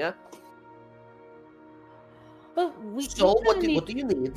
We kind of need to fly somewhere. Okay, we can do that. We can provide you with transport. Where you need to go? The burning outpost. I don't think I know where that is exactly, but if you just point the way, I can get you there. All right, that would be really helpful. I mean, we all need to get there. We have some stuff we have to deal with. Okay. A little heads up, you know. There could be some other dragons over there. So it's okay. I hang out with most dragons. Me and my wife here, we try to sort of give baby dragons new home. Show them you don't have to be evil asshole your whole life. Seems like a wonderful place. It's pretty rad. Yes, my wife, she's an awesome priestess. She does she's a god. She's a priestess of Moonweaver, so she does a lot of cool magic. She can hide us away so people can't find us unless they know where to look, or a dragon leads them here. And yeah, no, I would love to help you in any way I can. You save my boy. Well, he's great. I love Cage. He is very reckless for his age. Bronze dragons always so reckless at such young age. Can never keep them down. Always thinking of some funny stuff they think is funny to do, but it is funny most of the time. So, when are we leaving? Well, I mean, we can go now unless you have something you have to do. I mean, no, I'm going to go. I just gonna make sure I make dinner for the kids, and then we can go. In the meantime, how far away from the keep am I? You're maybe another like day and a half, maybe 2. Is it? It's further up. It's up here at the northern ridge. Yeah. Is it possible, since we're so close, we can make a pit stop there? Yes, of course. Anything you want, I can help you with. Let's see here. I'll drop you off myself. The kids are going through training right now. They're getting better at sort of controlling some of their emotions. You see a bunch of these. Some of them look like they're here newer. Like some of these, like you see like a silver little dragon wormling who's a little frightened, like looking around, kind of afraid and such. The others are trying to like be like playful with them to try to engage, but they're just sort of new. It says, this one, his name is Koi. We just got him here. I had to go to Fireplane to save him. He was trapped there by a bunch of slavers. Fireplane, such a bad place for dragons. it's terrible. It's pretty rough, yeah. I had to kill like 50 different slavers to free him. Had a whole siege. It was an awesome adventure. I'm just gonna whisper, Cage, your mom's so fucking cool. She's very powerful, and her god really loves her. Okay, well, let me make dinner, and then we go where you point first, Mr. Fancy Wizard. I have a friend who's a wizard as well. As you guys are sort of talking to her, you're sort of kind of looking at her like, I've seen this person somewhere, and you can't recall where. You all kind of inspect for some time, and I think here, Casimir, you, and this is gonna be like a crazy, like distant, like reference. This happened so long ago. There might be like no way you even remember this. When you guys rolled through Iman briefly, I believe you guys visited or like had a conversation with Vasil, that guy who robot man, right? We suspect he's some sort of robot man, and we know that in the past he was like a bad guy and such. You remember seeing that one of his possessions was a small little painting of a group of what looked to be just like adventurers, some like heroes and such. And one of the people in that picture, big smile, halfling, you think looked exactly like this person. You think they might know each other through some way. She just sort of looks at her and says, okay, I make dinner real fast and then we good to go. Where have I seen you? If you say in your dreams, it's so cheesy. Also, I'm taken. No, seriously, my apologies, didn't mean to come off that way. Can we speak for a moment? Like, talking right now? You and I? Okay, sure, whatever you need. You have to follow me to kitchen, though, Casimir will follow and help out in the kitchen as he speaks. Yeah, she gives you like a bowl of flour and everything as she's like making food. As the rest of you guys just sort of make yourselves home, a bunch of dragons just approach and curiously approach and start asking you about like a bunch of questions. You guys just hang out with a bunch of like little baby dragons for some time. Well, while Casimir's working with was Nim or Nim, yeah. He will subtly bring up Vasil. Mm-hmm. See her reaction. So you know Vasil? Great guy, Vasil. Used to be evil guy, but we fixed him. He's doing a lot better. Still has such hard time talking to people. I message him all the time. I'm sorry. Well, you fixed him. At that point, Casimir's gonna wave his group back over. Okay. Especially You Roxanne. guys will come to the kitchen. Oh, yeah. Can you say that part again about Vasil or Kamain? Yeah, me and my group of friends, when we used to be adventurers, sort of like you guys are. We did a bunch of stuff. We went to the moon once. It was awesome. Anyway, we sort of found out Vasil was kind of a bad guy before, but he sort of lost his mind or something, so he didn't want his mind back because he would be like evil again or something. Whole complicated. Doesn't matter. Anyway, he's just sort of quiet. That's his sort of thing. He's just curious. Who's he that wants to Pokemon? help with learning. He said he wants to open some sort of school about old times. He's from like before. He's very old. When's the last time you spoke with him? A few days ago. I try to keep in contact, but the way he answers messages always is so long he runs out of words. Yes. And you trust him? I do. At first I thought he was super suspicious, but afterwards, like after we helped him and such, I do trust him. I don't trust the person he was, but I trust who he is now. He was great helping us. One time we fought a big devil thing that can like tell your brain what to do, like enchantment magic and such, and it doesn't work on him. It's so sad to say, but he's not afraid of anything, nor can he love anything, which is just so sad, but it helped us in that one time. So he's sort of like incapable of thinking like good or evil thoughts, you know what I mean? So he just wants to use his knowledge to make things better, or... He said he wants just to know about the time that he was from. He's very old. He lived in some time. I don't know much about this. My friend Orwith might know more about this, but Vasil is from time where when it was all wizards. Everyone was wizards, and it was super powerful magic. Interesting. I don't. He's a little weird, but if you're not weird, you're kind of boring. Am I boring? No, you're She's weird. just not gonna say anything. They're like, no, you're a weird guy. Look at you, out here talking to a dragon lady on top of a mountain with a bunch of weird friends.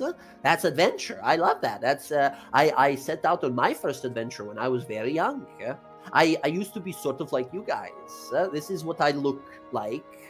But my people, we were dragons, and on my adventure, I learned how to become dragon again. Fascinating. Anyway, thanks for helping with dinner. Let's have some food. You and a bunch of these like dragons have a dinner, which is a pretty wild experience. And then afterwards, she looks to you and says, like, "Okay, if you don't have any more questions, we can go fly wherever you need to fly."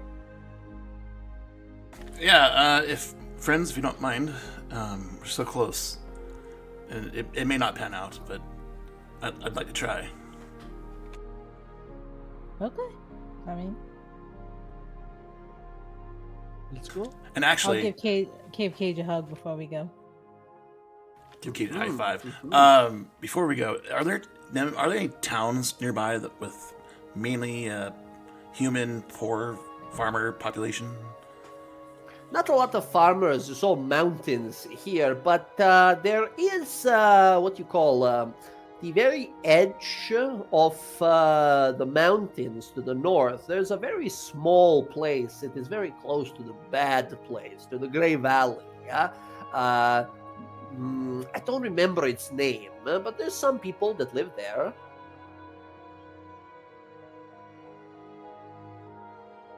Actually, that might be more of a... Because Casimir's only got one shot at this, and it might be better to gather information. So he's going to ask Roxy if... Hey, Roxy, can I talk to you? Yeah. I'm trying to find out if the people who sold my parents here are maybe in that town. Maybe you can use some of your gathering skills and see if anyone sold a tiefling or two in the past, so I can hone in on what I need to know. Oh, I mean, yeah. I mean, if there's criminals there and they're selling people, it's most likely. It wouldn't be a criminal thing, though. It would probably just be poor people that yeah. don't like that. Probably racist against tieflings or having a fiendish child. All right. I mean, yeah. Sure. But if you wouldn't I can mind, definitely do that. I could use your help. Yeah. Sure. I could definitely do it. You see, Nymeria kind of shakes her head and says, "It's crazy to me that people can still sort of like not like a different group of people. There's just so many people in this world, and everyone is sort of different. It's funny to think about. As dragon that lives kind of forever, crazy to think about." I agree, but that's the reality of our situation. Okay, let's go flying then. I take you to this small village first, or this like, what did you say, tower you want to find? I think the village is my better option. Okay, sure. It takes us 2 hours. I fly really fast. Can she fly all of us? Come outside. She turns into an ancient dragon, a gigantic Oh fucking Whoa! dragon. You see this gigantic dragon.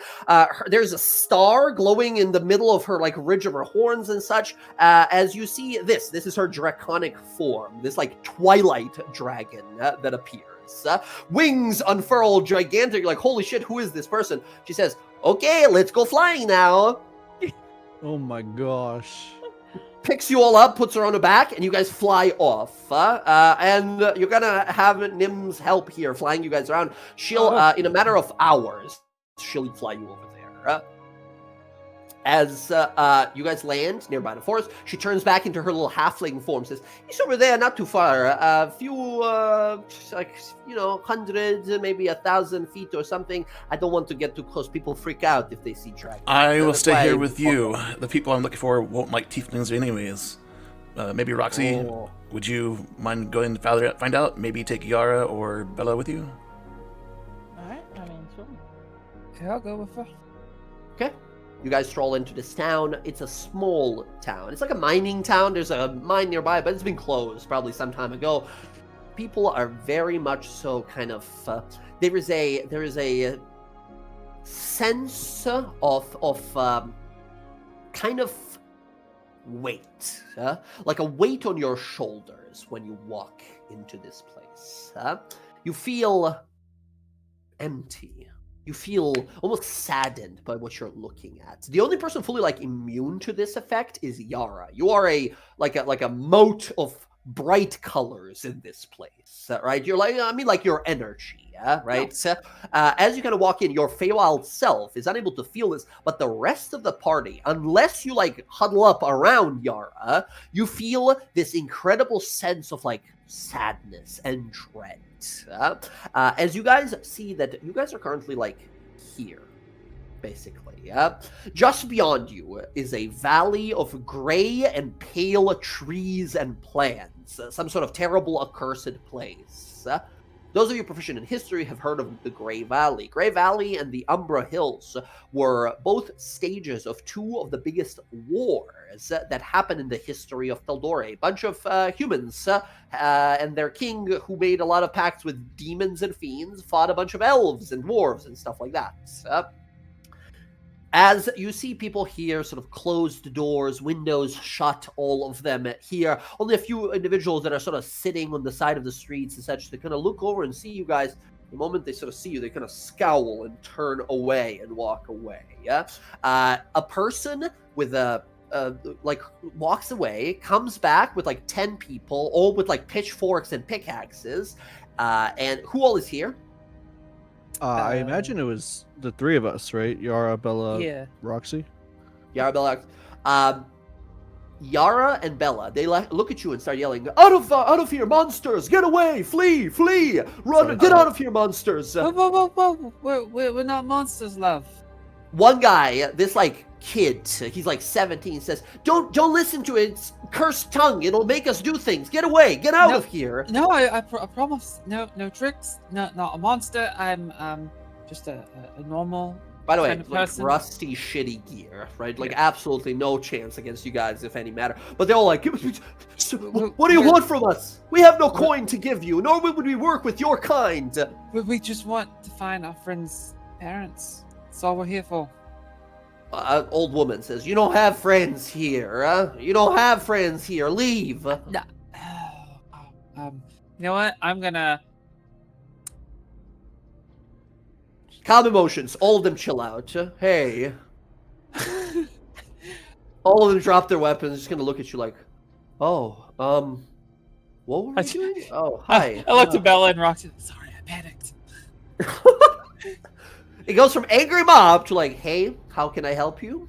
What's Roxy going on? kind of like stealth away and like change herself to look like them and standing with the mob, like she's in the mob with the pitchforks. She got a pitchfork somewhere. We're looking for the parents of one of our friends. Oh, He came from here. Doesn't remember who his family is, and we're trying to find them for him. oh, is he a normal person, a human like the rest of us?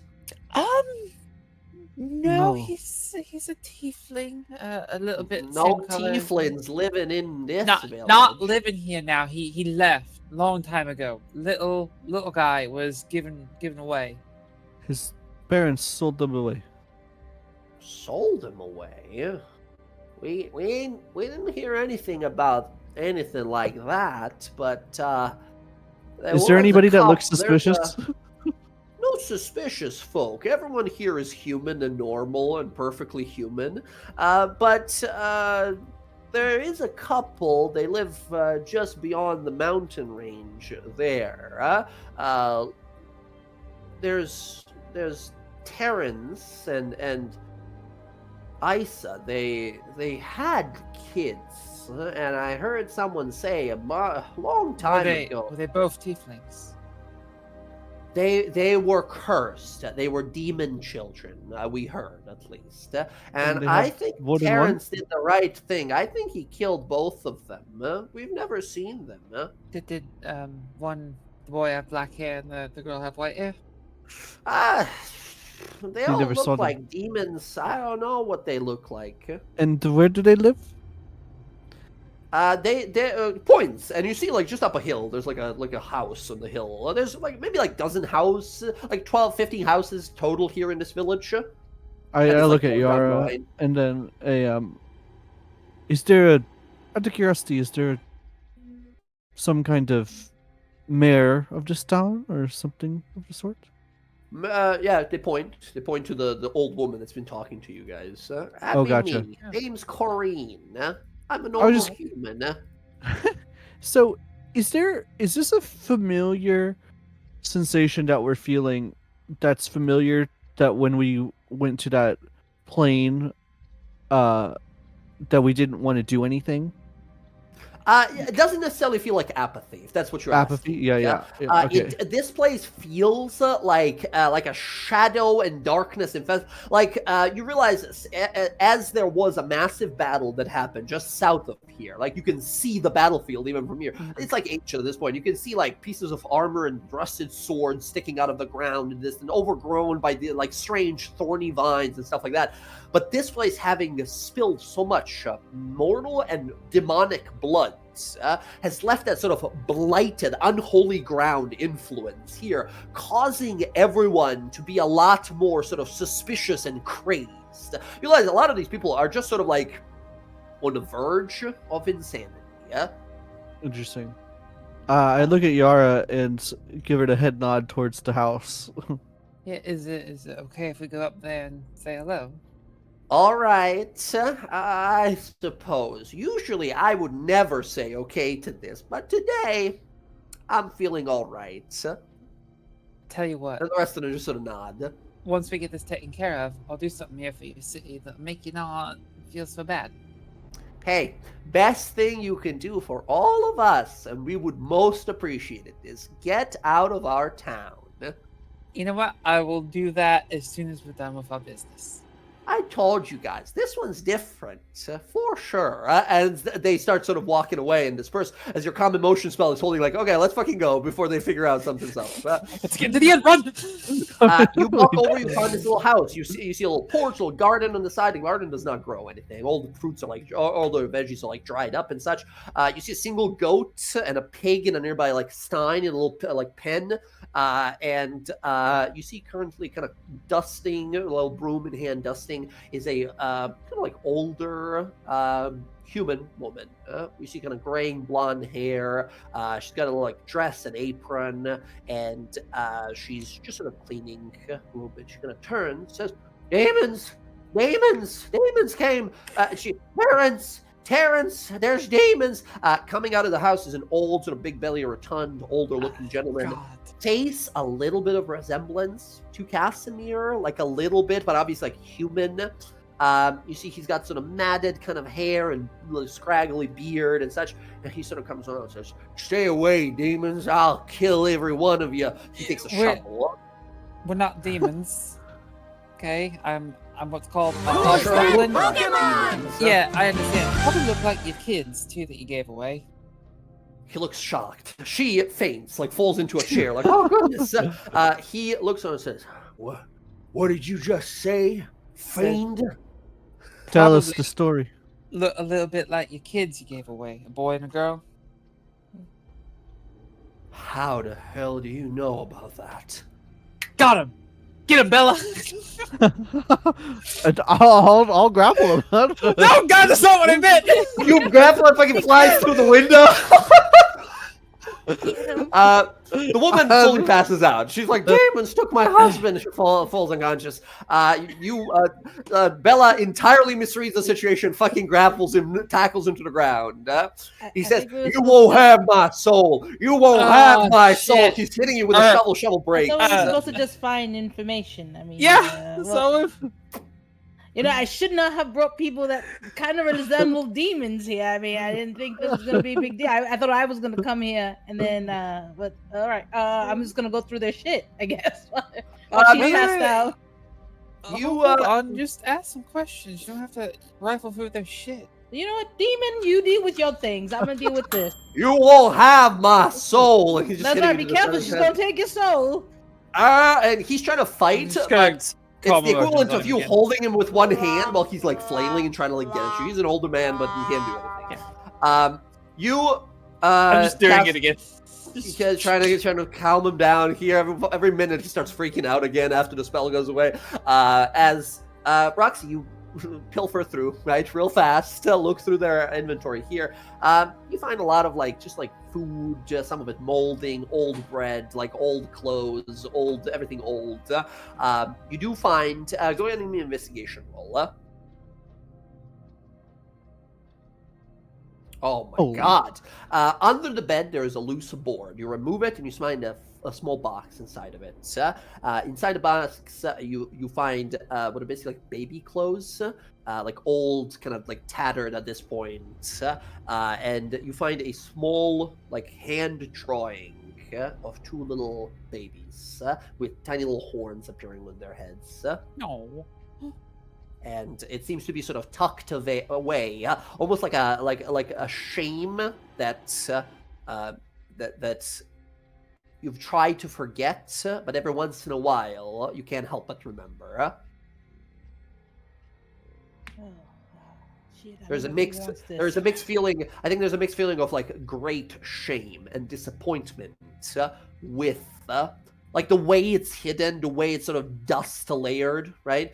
There's you get a sense of like great shame with a sense of sort of just a little hint of sort of regret. Oh. What should we do? And I think the three of you here realize like there's demon fields right there. That's probably Yeah. that could be why Casimir was born the way he was born. Look, while we've kind of got them like calmed a little bit, look, we're not demons. We're just different. Okay? I know what you want to scream, but put the lip down. Lip My down. soul, my soul. Yeah, I understand that. Your son, he's a friend of ours. My son's dead. Both of my No. kids are dead. Actually, no, they're actually pretty accomplished spellcasters now. Your son's actually a really powerful wizard. He's done a lot of good for the world. He saved our lives What? multiple times. That's impossible. His soul is that of a demon. That's what the wizard said. That You wizard are- is alive. Yeah, the wizard tried to turn him into a slave. As far as Says you. Who are you to say what's good or evil? I can see that with my eyes, and I can see evil when I see it. Do you want a meeting? What? See for yourself. No. Get that thing away from me.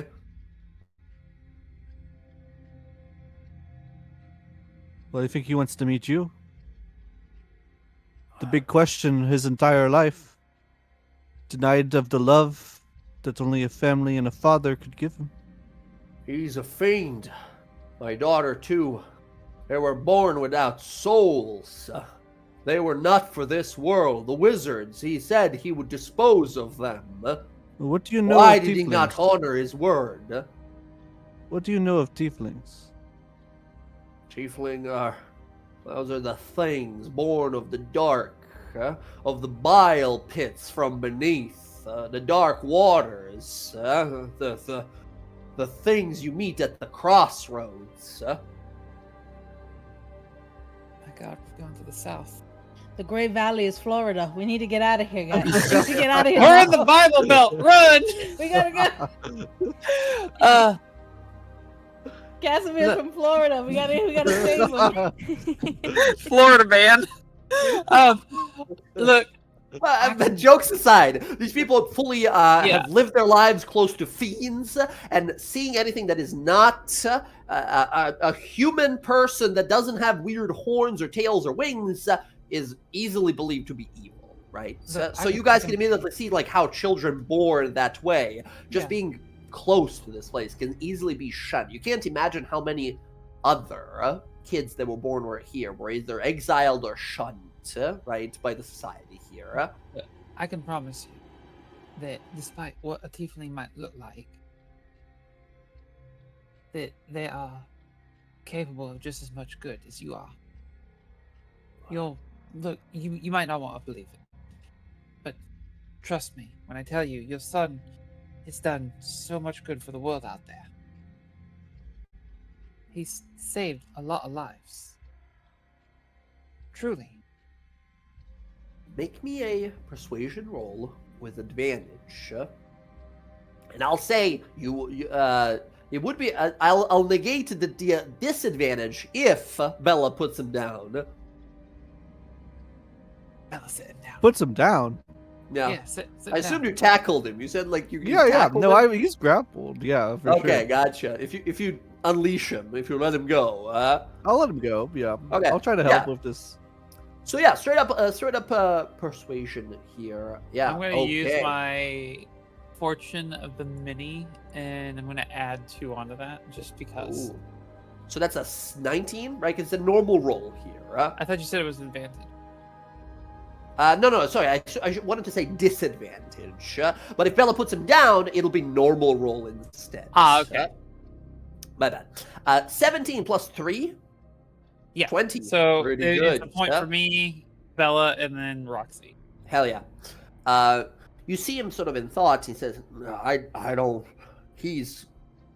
my son's dead. I can't. And you hear a voice from the door, and you see kind of poking her head out, having sort of awoken from her sort of fainting just a moment ago, is Issa, the mother, the wife here. She says, Terrence, is it true? Are our children still alive? He looks at her and says, our children died when they went off with that old wizard man. They are not, she sort of says, but Terrence, if they know, if they're telling the truth, maybe it's been so long, and if there's what they're saying is true, if our son and daughter have gone on to do great good things, maybe it is true. Maybe not all fiend kind are accursed with that need for villainous. You said that 2 of them, they're great. They're exemplary. Yeah. One of them. Yeah, they're both really good individuals. They've both done a lot of good and pursued their life's goals. They have pursued their life's goals, haven't they, Roxy? That's not what she asked. They're good people. They are not. One of them is. What? Sorry, one second. You're I not going kinda- to sit I here go- and lie to this fucking woman. I pull Roxy off to the side. Look, these people literally have nothing here. Okay, we're trying to make a little bit of good. We're trying to get Cass the ability to see his parents, right? They want hope. Give him a little bit of hope. It might be a little bit of a white lie. Okay, this is one of those times when the voice you hear in your head, you probably should ignore it. Okay, just let them have something when they don't have anything at all. Okay, we know the truth. That's all that matters, right? What's the chances of them ever leaving here, ever getting out? Just let someone have something nice for once, okay? I'm not going to sit here and lie to these fucking people. You can sit here. I'm going to go talk to Casimir. Then go talk to Casimir. Mm-hmm. Okay. Roxy, you head out. You see the 2 of them kind of looking at you, kind of thinking, kind of worried, kind of thinking. Terrence is still kind of shaking his head. I don't know about this, Issa. It's been too long. They're grown men and women now. They've lived lives. They are not our children. They never were. And she sort of shakes her head and says, we've talked before about this. I've had this regret for a long time. I don't know. And he says, I don't think this is a good idea. If you truly do know my son and daughter, tell them that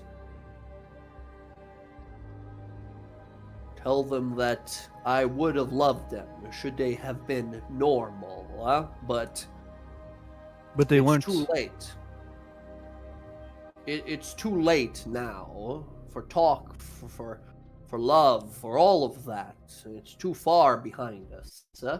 You see the Issa, the mother, she tries to thinks to say something, but sort of looks to her husband and just kind of saddles into that, okay, I'm just gonna go with They that. were, in fact, your children. You were correct, but you are no longer the father and mother You cast them out to the world, and they had to grow up without them.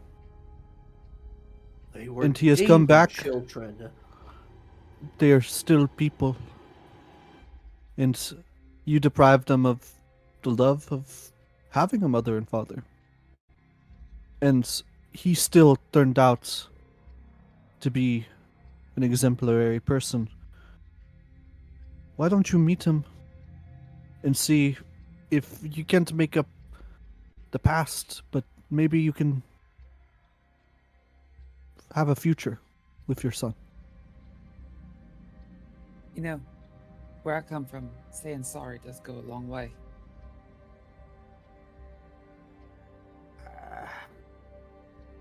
No one here has to know. You can come where we're staying, meet him, talk to him. You don't have to tell the rest of the city, so you don't be judged for it. Kind of looks to his wife, looks to you all. This is one strange day, but all right, fine. We'll talk, but that's it. Huh? I don't think I want them returning to our family. Yeah. I don't think they want a return, but they at least want closure. You at least show them that. All right. Fine. Lead the way then. He looks to his wife and says, "Let's talk to our son." And she sort of smiles softly and kind of looks around and says, "All right, very well, husband." And the two of them start sort of heading out with you guys. Yeah. Cool. They walk with you guys slowly. Roxy, you return first to see the rest of the party there. You see that currently Nim is just sort of telling you guys some like stories from her adventures, like crazy shit they were up to. It's like one time we went to Whitestone and there was this guy who wanted to make a bunch of stuff with something called black powder. And I had a familiar at the time, and he was an owl, but he was really stupid. He wanted to eat a bunch of black powder, so my friend threw a fireball at it, and then he exploded the whole building. It was really cool, but then later we learned a lot of people were still inside of it. That was so sucky to find out. I did heal them all, but still, risky call. Oh, hey, you're back, as you come on back. She'll hand him that box. Who's that Pokemon? Not great. But they wanted to sit there and tell them that you both are fantastic children. And so I left. Oh. I know you are. And I agree. You are fantastic. But I'm not going to sit there and lie to them about Ash. So. I don't blame you. I just wanted information. Well, they had this inside underneath they had it hidden. You spoke to them? Well, yeah. I mean, they thought Bella and Yara were demons. So next time, I guess people that just look like a regular human should go in there. But they're still talking to them. So, Casimir, you take this box and you open it, and see some old like baby clothes, basically, right, for a boy and a girl. And I think you kind of look over these and kind of peruse these, and you see a little picture, right, a little drawing of a family. This older man, a big belly on him, smile on his face, and this smaller woman with long hair holding the other baby, and the two of them sort of look kind of happy. In that first picture, you see two children seem normal, right? They look human. And then in the next picture, it's just the two babies, kind of, probably sometime after, where you see little horns of these little children. There is like a little note in here. The text on it is all but faded, but it seems like some sort of like a like a lyrics to like a lullaby and stuff like that. As you see some pieces of childhood that you never had. I don't know. Is Casimir having some sort of emotional reaction whatsoever to this, or is just sort of further saddened by the realization that, as Roxy says, his father, his parents, sort of don't really want him. Also, Emily, yes, we'll be wrapping up here in a second. Emotionally, no. He just has questions for them. Yeah, he's kind of saddened that they didn't want him, still don't want him, but he does want a couple questions answered. Awesome. I think as the party sort of gather around you standing there and you're kind of looking at these pictures, we hear some rustling nearby, and then emerging, we see Bella and Yara emerging, and right behind him is an old man, a simple sort of tunic and a leather jerkin, little pantaloons on, a ripped piece, it's frayed at the ends, a bit of dirt smudges all over him, and a smaller sort of older woman that's here as well. They sort of emerge. Casimir, you don't recognize these people. Like, you vaguely kind of know, vaguely, right? But you were so young at the time, you had no clue. These people sort of walk out. The man just sort of kind of furrows his brow and squints, looking at you as the woman, kind of, her eyes go wide. She just sort of stares at you in kind of awe. And I think before the first word is spoken, that's where we're going to end the session. Oh, damn it. All right. Right here. So, friends, thank you all so much for playing. It's been a little while since we had like a full roleplay session. Very fun. Okay, we made a great deal of progress. We met some new powerful friends here. Next time we'll be delving into a conversation with the two of them, and then traveling our way over to that burning outpost to see what Archon's forces are currently doing. Friends, if it wasn't obvious before, this person you met is very powerful. This dragon lady, she's very, very powerful. In fact, out of character, because I've had multiple parties in this world, this is a player character of another person that played like a bunch of years ago. So yeah. Oh, nice. IRL stuff. Emily's gone. All good. But yes, this was a person who played through a long time ago, and eventually, maybe like your characters will become eventually, became a very powerful NPC that the parties can interact with. This person came into a game being like, hey, I want to become a dragon when I'm all leveled up. I was like, awesome, let's make it happen. They eventually sort of became a super fucking powerful dragon that adopted a bunch of other dragons and is just out there doing Changebringer stuff, just having adventures and stuff. And apparently, they might have interacted with Vasil before. As I think you guys are getting a vibe now, like, maybe Vasil was someone else's bad guy, and now he's just some guy out there, right? But yes, we'll be dealing with all that. We got us a ride, though. She can fly super fast. She'll get us where we need to go and such. But first, we got to talk to Casimir's parents of sorts. We got to talk to Terrence and Issa next time. Until then, thank you all so much for playing. As always, an awesome session. Love the RP, the fucking conversations with Ash, all of it fantastic. We will pick up from here next week. Now, as a As a quick mention, I'm 90% certain I should be good for this Thursday. I apologize. Thursday game has been rescheduled a few times. We had to cancel a few times. My weekdays have been like super fucking busy lately. So I am 90% all good for Thursday for Wildmount. I will let you guys know if anything changes.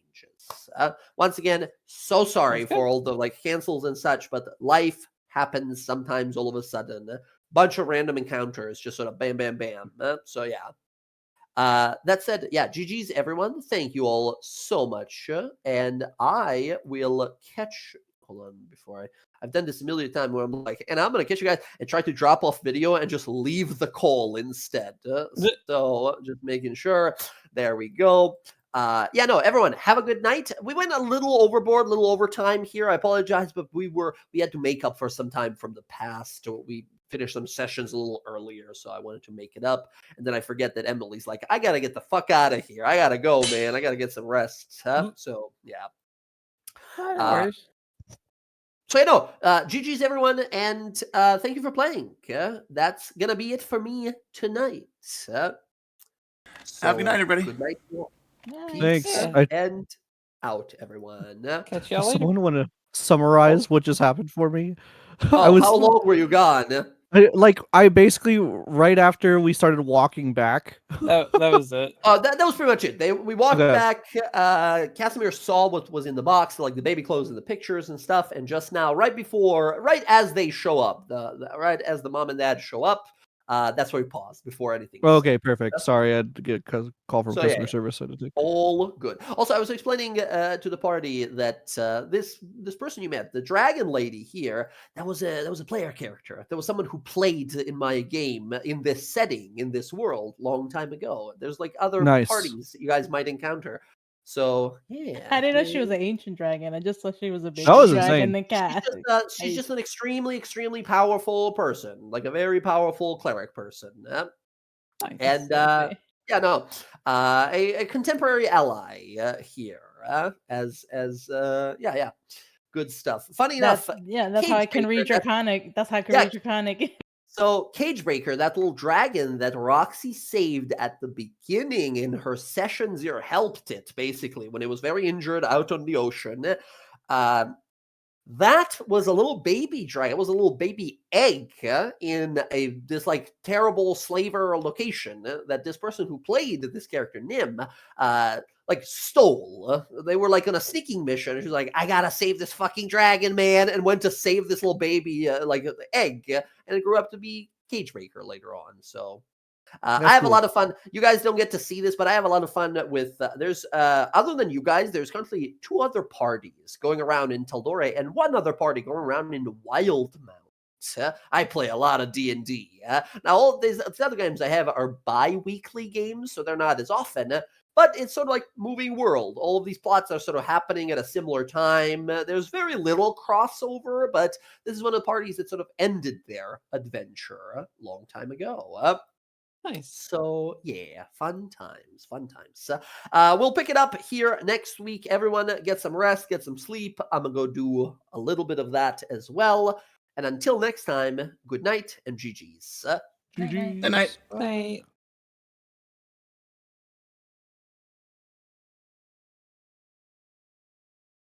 Okay, everyone. That was our D&D DawnGuard campaign. Casimir, my character's parents, have been discovered. We'll see how that goes. Yeah. Casimir's going to be a little sad, but he's got some questions and needs answered. So we'll get into that next week and next weekend. There's only a couple of us here. I'm just going to end stream here and call it a night. I hope you all have a lovely week. And I will see you next time. Thursday for Wildmount. I'm going to try and do some Marvel Rivals at some point this week if I have time. Work is going to be stupid busy. Anyways, love y'all. Talk to you later. Have a fantastic week.